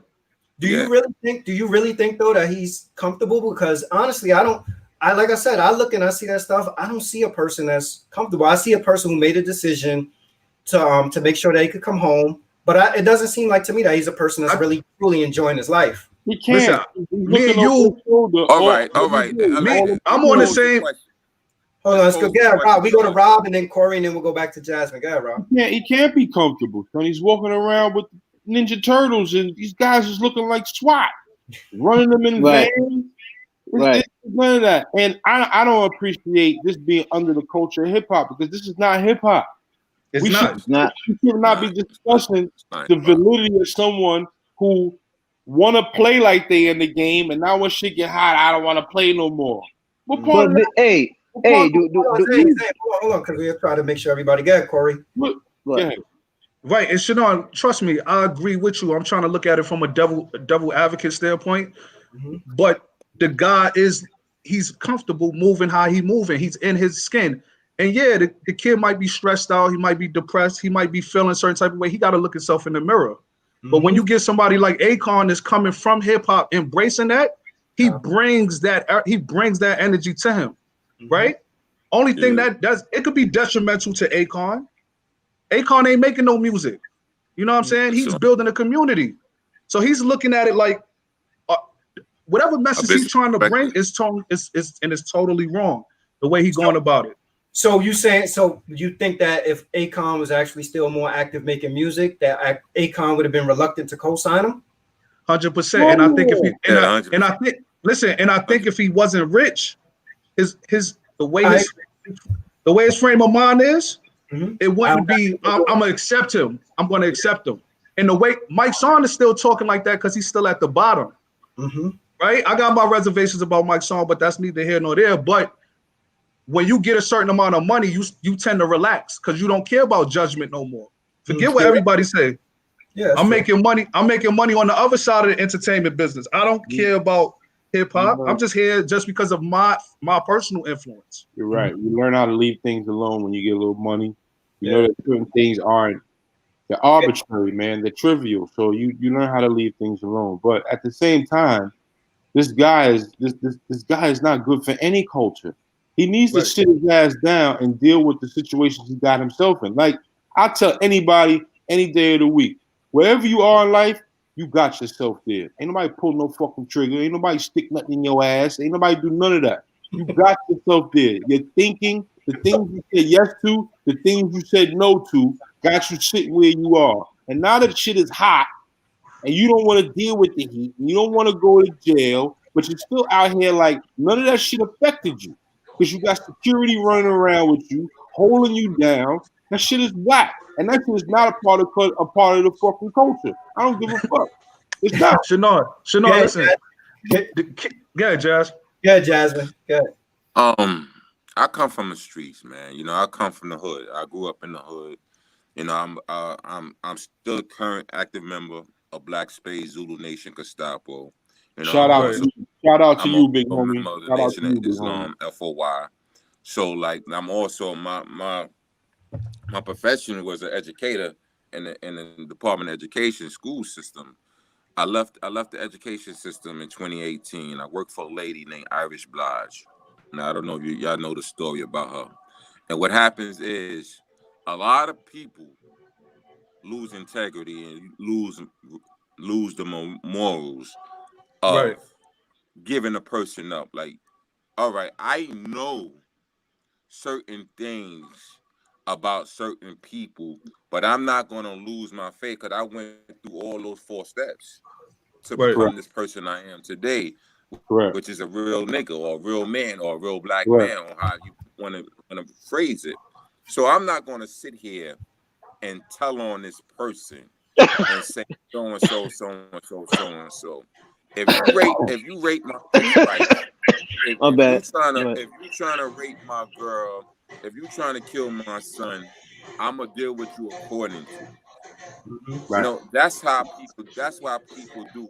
Like, as all of us on this podcast right now, we probably have a different profession. We grew up in the streets, but you have to ask yourself now, if the eyes is turned, you get guilty of by association. Would you tell on your friend that's still out there in the street on Union Avenue, Prospect Avenue, or wherever you Right. from? Would you That's tell on right. your friend? Like, you got to ask yourself that. Like, are you gonna secure your bag with your family? You got your nice house, you got your nice apartment, you got your nice condo, you got your hole in the wall. Are you gonna keep that secure or I'm what? not risking that. Like, we have to ask ourselves that question, because like, I'm not gonna lose my real niggas. I'm not gonna lose my morals and integrity because I come from a product. I come from this community. I come from the streets. I am this. I'm not gonna do that. Like, if you meet Danny if they developed Danny, they developed him. They gave him the tattoos. They gave him the hair. They said, "Listen, we're gonna push you into the hip hop scene or the rap scene, but you're gonna have to do this. Right. You're gonna have to dismantle, infiltrate, do whatever you gotta do just to do this." But like, he raped a little girl. Like, come on, he's another R. Kelly and Epstein right now. But see, Like, Jazz, to your point, and that's would you tell on your friend? Correct. that's what I'm. See, that's what I'm saying about this. Answer that question. Would you tell on your friend? Anybody? Would you tell on your friend? Yeah, I would be honest with you. Nope. Nah. Nope. If I'm part, if I'm part of this generation, I'm telling. And I say that out of experience, because when I was younger, I got arrested out of my 10th grade class, my nigga, in science class, because my friend stole a book bag in front of the school. And I did 4 days in fucking Central Booking for some shit I ain't do. And I could have easily said I went to 158. I went to 158. Like, this crime is noted is noted in a book in 65 Court Street in the New York City Police Department. I was in 158. Correct. I had a Pearl handle 25. Okay. Someone told on I remember that. I didn't tell who gave me the gun. Huh? Okay. I remember that. I think you so. remember I remember that. No. I think I remember that. Yeah, yo, What you call it had told on. Yeah. We was in school same time. Mm-hmm. And Jazz froze up, I think. That Shannon, that jeopardized his basketball situation, right? If I'm not mistaken, right? Nah. It was another situation. Jazz, reset, go out and come back in. I'm telling you, son. I remember like day, son. Cops, the dean, all that. They rolled up at me in my science class like 10 in the morning and said, "You were the guy that stole something from this guy." And I'm like, I'm in class. This is the first day I've decided to go to science class. I get arrested. Mm-hmm. And I'm sitting in there the whole time in Central Booking like, I'm in here for something I ain't do. Now, in back of my mind, all sorts is running in here. I'm like, yo, this is a situation. Damn, what the fuck what do I do? Mm-hmm. Do I just sit here? Or do I, yo, CO, I know someone who did it. Can you get me out of here? It never even crossed my mind. Yo, let me say this though, because this often comes up. there's I think part of this where everybody talks about like, you know, after the fact. And Jazz, I think you was making a good point saying where we currently are in our lives, how that changes the circumstances. I think part of me being an adult is me being cognizant of where I am in my life and who I put around me and what, you know, what's in my surroundings and who I interact with. Like, you know, we grew up in the hood, and you know, me and you talk, Jazz, from time to time. I tell you, like, I'll spin the block, but I'm not. I know at this point in my life, I have a lot to lose, so I'm not going to be out playing the block with people that I know that's engaging in illegal activity to put myself in that position. In harm's way, right? So yeah, so to me, sometimes like the best method to ensure that you're not in that situation is actually to be aware of your surroundings. Like, you try to prevent yourself from even putting yourself in that position so you don't have to deal with it. Like, if I don't know, I'm not in a position. He froze up again. If I don't know, I'm not in a position to actually offer up any information because I'm not hanging around people that's doing, you know, that's involved in these kind of things. Right. That came with maturity. The flip side of it, though, is that if I'm engaged in the activity with people, then I've subjected myself to whatever it is. Then I'm making a decision, a conscious decision on if I want to cooperate or if I don't want to cooperate. You know what I'm saying? So whatever decision he made, he has to own what the consequences of a result of his decision. But he doesn't. He does, because he's young, because 6ix9ine is young. He doesn't know that, and because Akon is old, he should know that. So it doesn't. Right. You can't make excuse. Like, I'm not saying you should know, but you can't. Anybody outside of this chat, you can't make excuses for 6ix9ine. Like, 6ix9ine is a young, mental disturbed kid that don't know his ABCs, man. Like, and it's sad to say. And it's sad to say he might be a genius. He might be a genius. He might have played the chess pieces perfectly, right? But your geniuses is often crazy and deranged, right? Case in point, look at Kanye West. He's a little off, but he's a genius, right? So it's just no excuses for this guy. Who you hold accountable is Akon, because he's 99% sane. And you question that as well, because you coming from a conscious man that understand that I'm building a community in Africa, to you sitting next to somebody that you was a product of the environment as well. Yeah, OG Dad is on fire. You see OG Dad's comment? The best companies have trouble recruiting excellence. Imagine he run street gangs. Yo, son, he said wow. I was 6ix9ine like he snitched on me. Hey, that's why I was about to bust out laughing a couple of minutes. Who's OG Dad though? I don't know. He said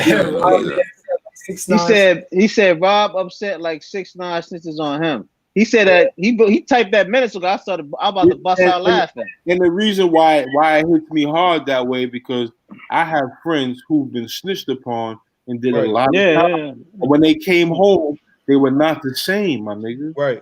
Right. And you know, they say our biggest rapper is a snitch. You know, they call Jay-Z a snitch. They call Jim Jones a snitch. They say but Jazz. They work. But Jazz. This one works. But Jazz, think about it, Jazz. But think about it. If you stand next to a snitch, I understand the good deed of you hiring your man's wife. But you compromising your morals and integrity, and your man should understand that. You just scratched everything you spoke about years ago, right? Mm-hmm. Because you're not in that position years ago, and you in a boss position right now.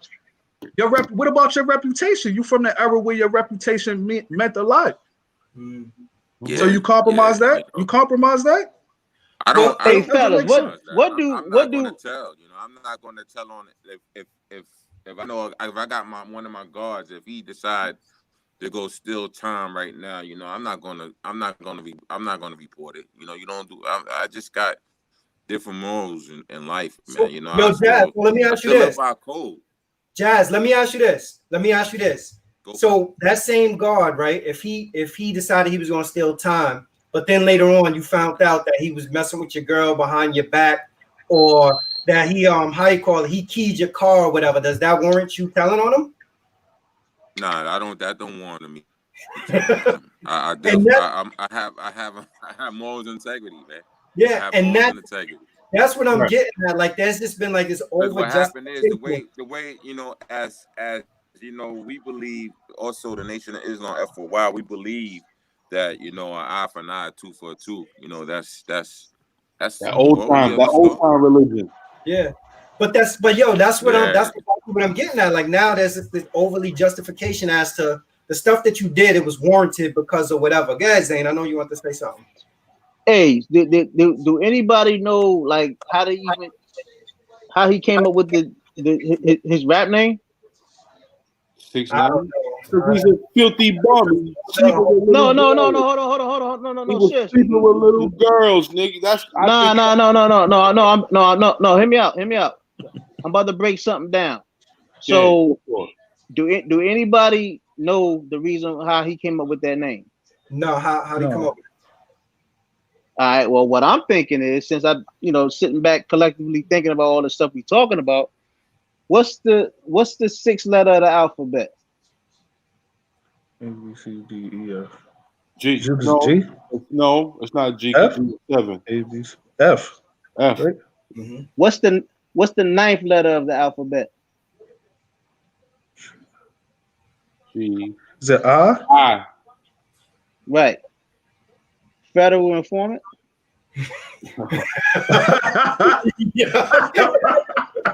I told you, man. This dude is a mole. This dude is created. Dude is created, bro. Numbers don't lie. I'm breaking it down mathematically, bro. That's Dude right, is created. brother. I ain't mad at you. He gotta be a mole. Yo, he gotta be a mole. You a 5%er with the woo? I used to be, man.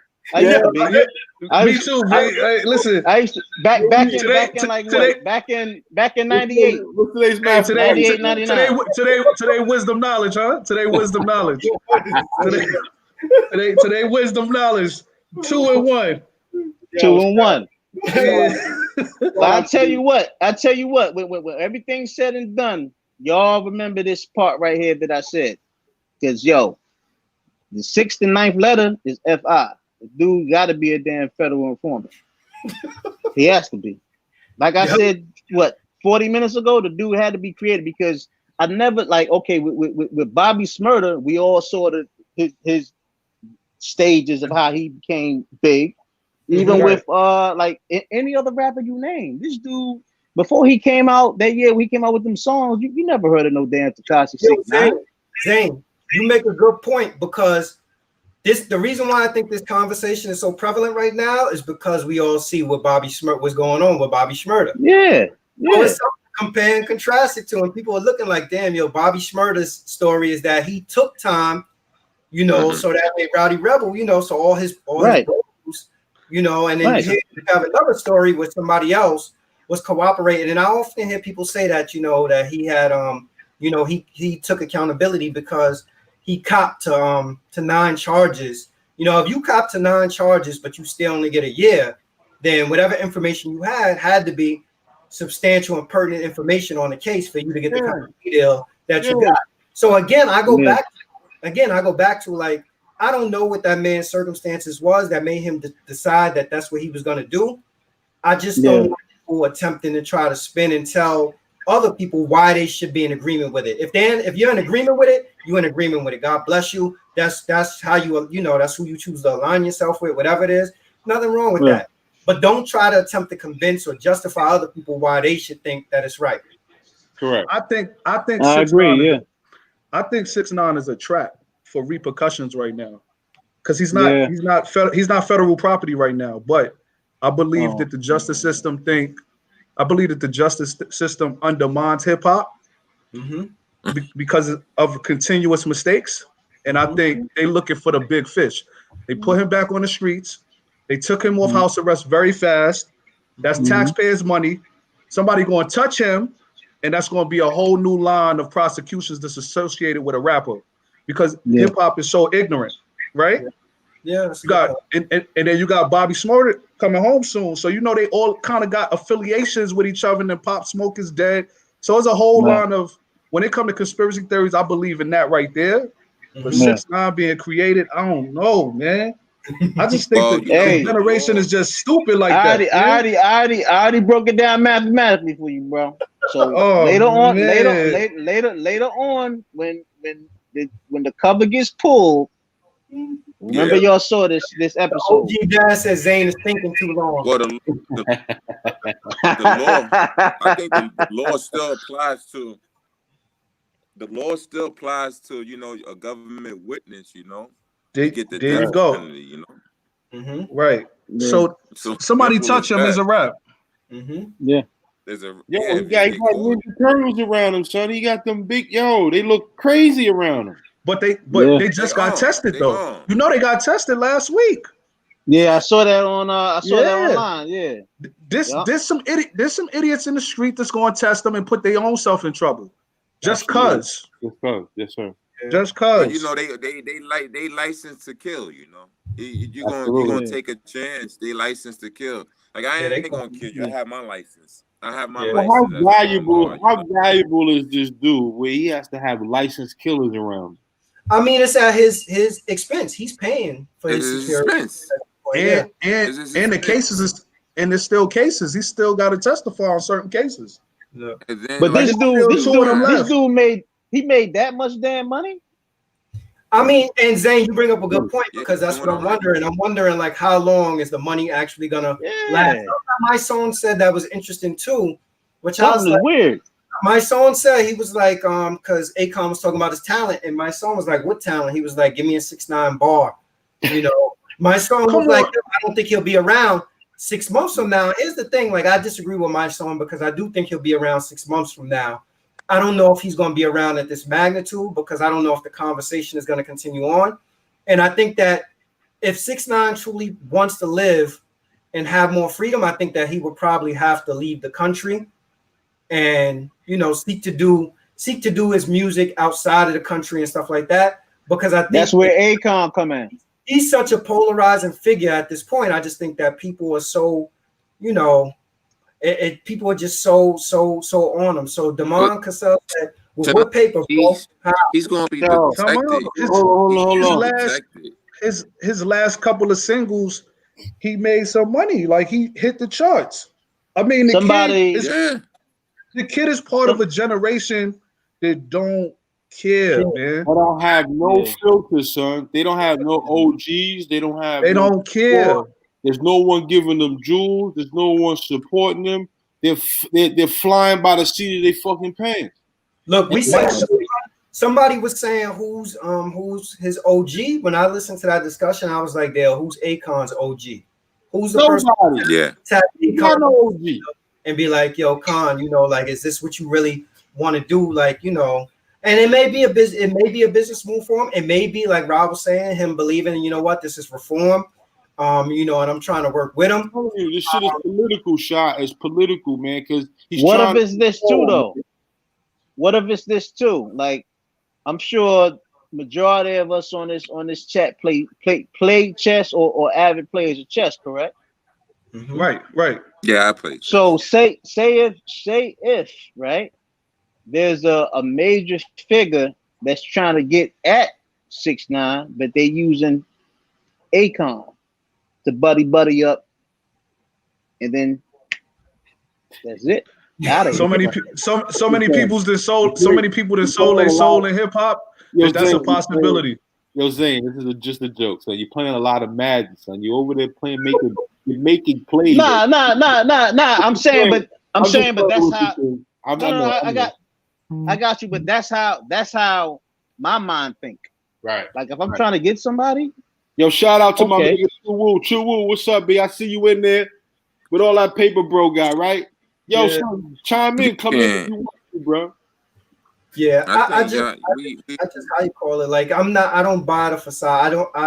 I don't think that he could continue to live happy with having to have that security around the clock around him and everything. And I'm not advocating for somebody to do something to him. You know, what I think he got was the ability to be out free in the world, but I don't think he's a free man.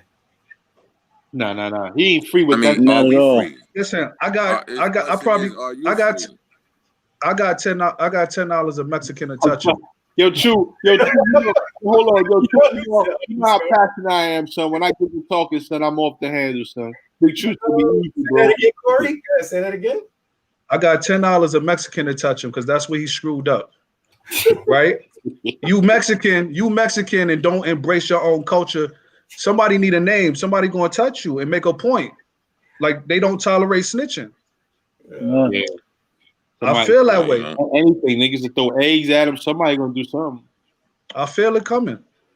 Well, he said he outside. Well, he said he outside, right? He outside. He shopping. He throwing money. He going from mall to mall. He's riding around. You know, he's riding around with nobody's there. You know, I think the closest thing. I think the young man. I think he was in California. They was walking, and I think somebody tried to throw something at him, or they were just filming him on video camera or something like that. I mean, the lady in New York, she tried to get a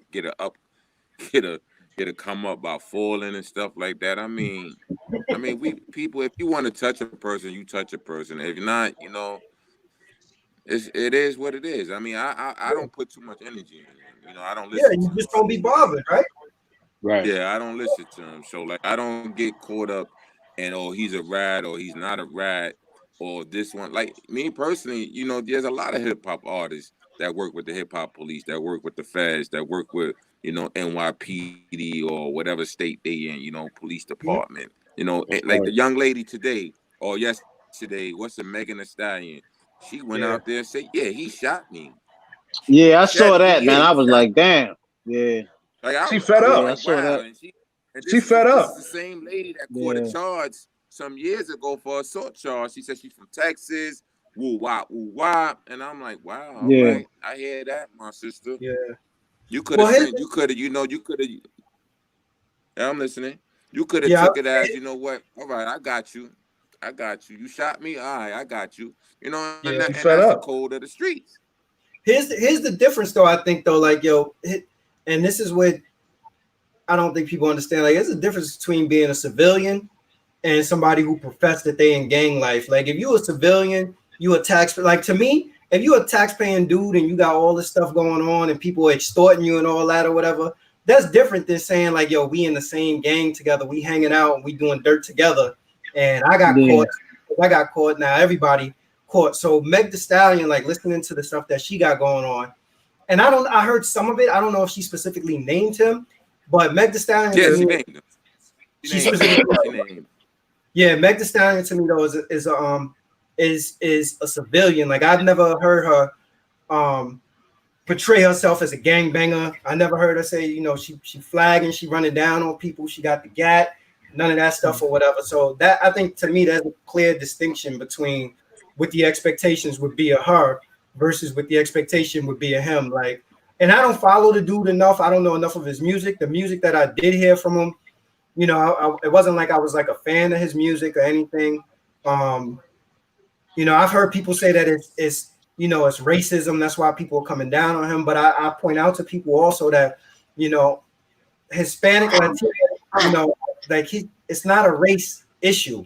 Hispanic, Latinos, it's not race. It's not racial. It's just more so about, it goes back to, again, like what people's integrity is and how people feel about it. Like, there are some people, like Rob was saying, that's passionate about it because they have close family members or friends or whatever that somebody did dirt with them and an informant came forward and, you know, it changed the trajectory of their life, you know, and that's why people are so passionate about, like, nah, they not for it. And other people are with it and they like, yo, I don't see no issue with it.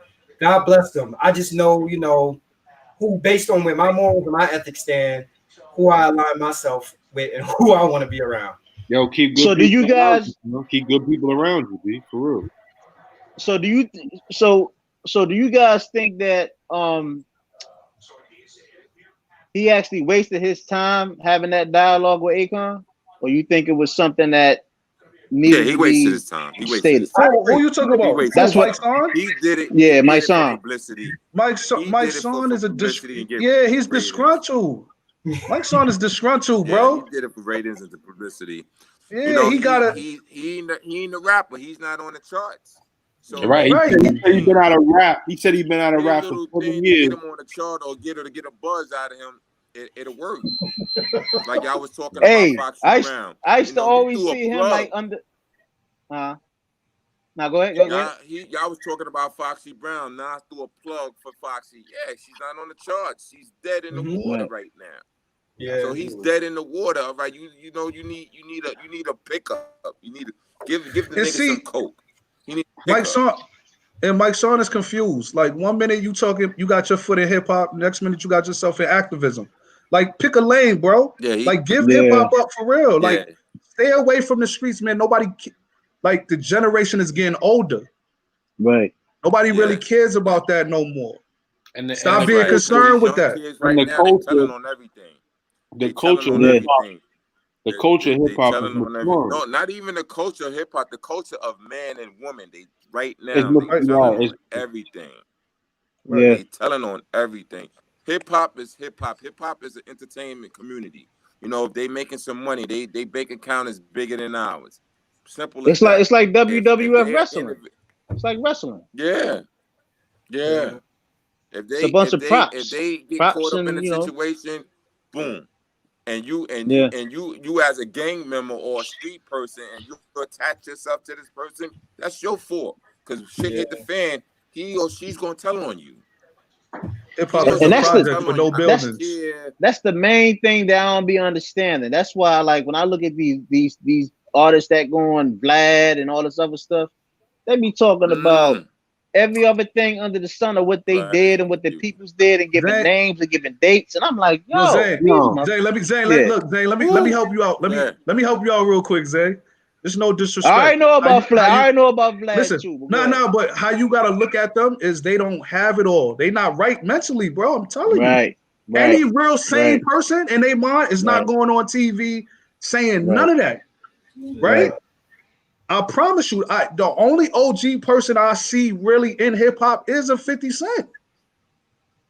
That's you said the only OG?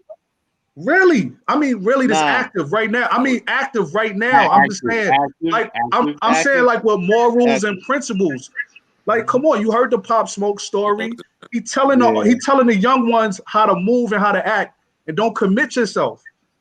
All these guys is committing themselves on camera. Yeah, you snitching on yourself. So you helping the feds out, no matter how you look at it. Yeah, it's pure. It's pure ignorance, man. Story. Like if you know a person's story, if the NYPD or the DEA or the feds know a person's background story, that's why I mentioned that incident when I was in junior high school. Like that's known. You know, this is in 65 Court Street. You know, that I was walked out, the police, you know, and everything, and I didn't tell where I got it from. Like a person, I know the person that told on me. You know, his aunt worked in the school. And I was like, yo, all right, whatever. And I came sound like and I Miss was Mason. like, damn, you know. Nah, Miss Mason. It was Crystal. It was Crystal, her nephew. Wow. It was Crystal, her nephew that went to school with us. So what happened was I was like, damn, my nigga, that's fucked up. So I knew the code. Like, all right, I ain't gonna tell where I got it from. He told on me, fine. He got in trouble. He had to think he knew I had something on me. I went into the bathroom on the first floor. Right there, we come out the back on the back side of Tinton Avenue, Shannon or Shane, whatever you went to the school. And I was like, damn, my nigga, it's fucked up. So I was in Mr. Teran class. And Miss Mayo called me out the class, and I had to go downstairs. I'm like, yo, Dr. Dunn office, and Dr. Dunn is. I'm like, what are you talking about? What guns are you talking about? And then the police came, they searched my bag, and I was like, fuck, my nigga. So I had to do a superintendent suspension. I had to go right there to 40 Apache, 41st precinct, and everything. And I was like, fucked up, my nigga. I'm like, damn, my nigga. So I came back to school. But I ain't telling on the nigga that. But the nigga's like, yo, you know that nigga told him. I'm like, yeah, I know he told on me. And then his aunt, because she worked for the school, and she knew who I was rolling with Zulu Nation at the time. And I dealt with it. I took the hit like a man. And that's what you do. You know what I'm saying? If you rape some little girl and they got charges pending on you, and you gotta go back to court, and they talking about they gonna give you this much of time. Like, yo, you hold that. If a guy raped your sister or your girl or she's giving it up, you check your girl. You check your girl. She wasn't raped. She gave it up. If a A lot person of threatened people. your mother or your family, you deal with that. You have certain friends, or you got money. You could pay a person coming from out of country to deal with that. To deal with that. That's like, yo, when you say Puffy. Puffy's a street dude. You know what I'm saying? Like that, we all hear about the rumors, da da da da da da. But yo, at the end of the day, he gonna deal with it. You deal with it on that aspect. You know, you go and you get somebody. Yo, listen, they causing me problems. They causing me headaches. They supposed to be my mans. You know? Deal with Right. them. That's how you Right. deal with that. You don't go to the police and yeah, he seen the money, so the money was gonna stop. He might be rich in jail, you know, he might be wealthy in jail, but the money was gonna stop. He wasn't gonna see nothing. He said, you know what? They offered me some time. I got an option: either become a rat, become a snitch, or hold this. He wasn't a real guy, you know. He was made up, like y'all said it yourself. He came out of nowhere. He came Yeah, out of somebody nowhere. placed him there, son. Yeah, Let me He ask you, the came do out you of mold. blame nowhere, and this is not no who? conspiracy. He just came out of nowhere. Like, I'm like, yo, Buck, I bugged out too. I'm like, yo, who's this Let me guy? The kid's so let me Yeah. ask you inspector. real. I got a question. Do you blame the community? Yeah. Do you blame? That's one. And do you blame not enough repercussions for rats? I blame Wow. social economics. I blame social I mean, economics, that's my brother. fair. So social Social economics is economics. fair, but social economics is fair, but I'm just talking on the surface because for years you had Harlem scream Alpo's a rat. I All mean, right, the we're just whole gonna entire talk straight Harlem. talk. I'm not gonna use my political. I'm just gonna have a regular conversation. Like Yeah, I'm just drinking from just the just dark a cup of water. just Yeah. just a So what regular happens is just like regular I don't neighborhood. blame. I blame my product. I'm gonna blame my product on my neighborhood. I'm a product of my neighborhood. So yeah, Right. but I'm not gonna be a rat. I'm not gonna be a rat. I'm just gonna take it like a man. If I know some other dudes, we're gonna get at these dudes. They try to they slept with my baby mother, or they try to kill me, and they ain't have the chance. So I'm gonna deal with them on some street shit. That's what I'm gonna do. I'm not even talking about the political aspect of anything. I'm just talking. I'm just a street dude. I don't know nothing else. I don't know nothing about the world. I'm just saying my street. That's all I'm saying. I'm gonna deal with it as a street dude. I'm gonna check my girl like, why are you fucking with these niggas? Right. I'm taking care of you. I'm buying you bags. I'm letting you go shopping. And what are you doing? I'm the come up. Hmm. Yeah. Yeah. I feel you But on if you that. try to kill me and you don't get the chance to kill me, yo, listen, it's a problem. It's a problem. We gotta lock and load. We gotta ride. You know, Mm-hmm. it's a small community, but yo, you got a lot of people that know a lot of people too. That's just one little set. That's just one little set of the Bloods. You just I one mean, little set. because You just one set of your neighborhood. Yeah. because We got to get because ready I to wrap it up. Yeah. So that we'll go for I'm like another sorry, man. 15 I'm minutes, but sorry, then bro. we gotta get ready to wrap it up. Yeah, Corey. because I know is it the parallel between streets and corporate America is different. It's okay to snitch in corporate America. There's no repercussions, Mm-hmm. right? They protected in the building. You can't do too much. You get in trouble, they escort you out with the guards. In the streets, It's there's true. no repercussion. Like I Yeah. don't know when it became cool for rats to be okay now. Like even when we was coming up, Shannon. I mean, even when we was coming up, like Hey, listen, when we was bro. younger, just small time shit. You get in trouble, nah, it's no talking. You stole somebody quart of water, it's no talking. Hold your water. You It- know what I mean? Yeah. It's okay to be gay, man. It's okay to be Hey, gay now, brother. it's crazy, man. Yeah, let's It's okay to be gay now. let's And so, highlight like, on it's okay to dress like a woman. That's the highlight of my life now. Like, it's okay to do bad, and it's not okay to do good. Like, it's just crazy, Yeah. man. It's the opposite now. So, like, that shit is they norm. It's they Yeah. oh, norm.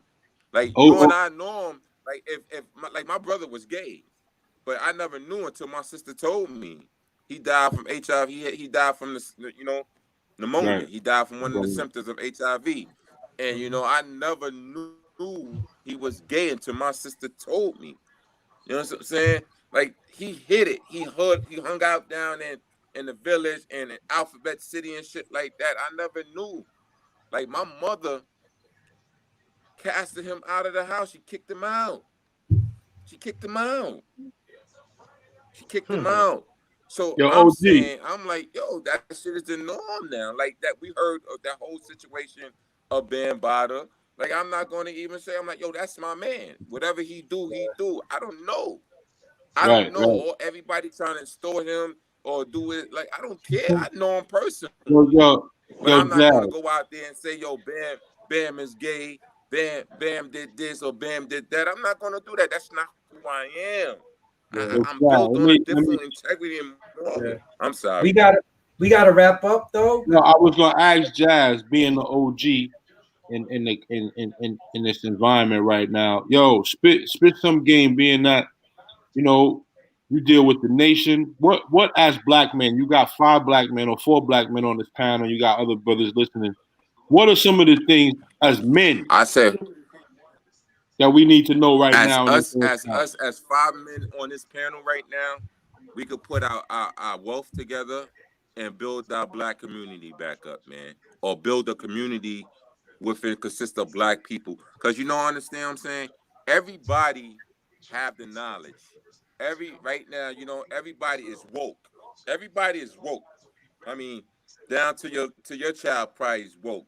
But when you apply the knowledge and the wisdom together, because back then you had the Malcolms, you had the Fred Hamptons, you had the Mary Lou Hamner, you had all these people had less. All they had was wisdom. Correct. But they did so much for their own people, our own people. But as today, we have wealth. We don't invest in our own self. We don't invest in our community. We'll leave our community, and there's nothing wrong leaving our. We tired of that community because they're destroying it. But we had to build our own community and build black and stay black. Right. You know, the Nation of Islam, we have a school in Chicago. You know, we build our own. It's a self-sustentary. So like you have to think like that. Like we got to take their information that they teach us and train our kids. Because like now, like you said, the mental health is broken. Right. It's the castration of a black mind. Nicky, shut up. The castration of a black mind. That's it. Simple as that. Like I don't know everybody else profession on here. I thought that was DMX barking. I thought that was DMX barking, man. Nah, my daughter just came in and the dog goes crazy when that. But nah, big OG, I appreciate you elaborating on that because no problem, brother. We have to talk as men like this openly and honestly, and we need to do more building. We need to do more congregating, and we need to talk honestly with one another how we feel about situations. This is a subject snitching that's been in the hood in our community for years. You know what I'm saying? And really not understanding it. Yo, son, and really not understanding the mental health portion of this. People getting themselves in situations, and then when the situation turn hot, they think they could just walk out of it. It's like, yo, I don't use the word code. I use the word accountability. That's it. Be accountable for your actions, man. We got to wrap, but thank you. You do have to separate yourself, though. Like we each of us separate ourselves. Appreciate you, brothers, for joining us because the thing is actually about to cut off. But yo, every Friday we get together and we have these lives on different topics. You guys are welcome to come back, join us. For everybody that's in the chat, like, comment, subscribe. Thank you, everybody. Have a good evening. Peace. All right, man. Peace.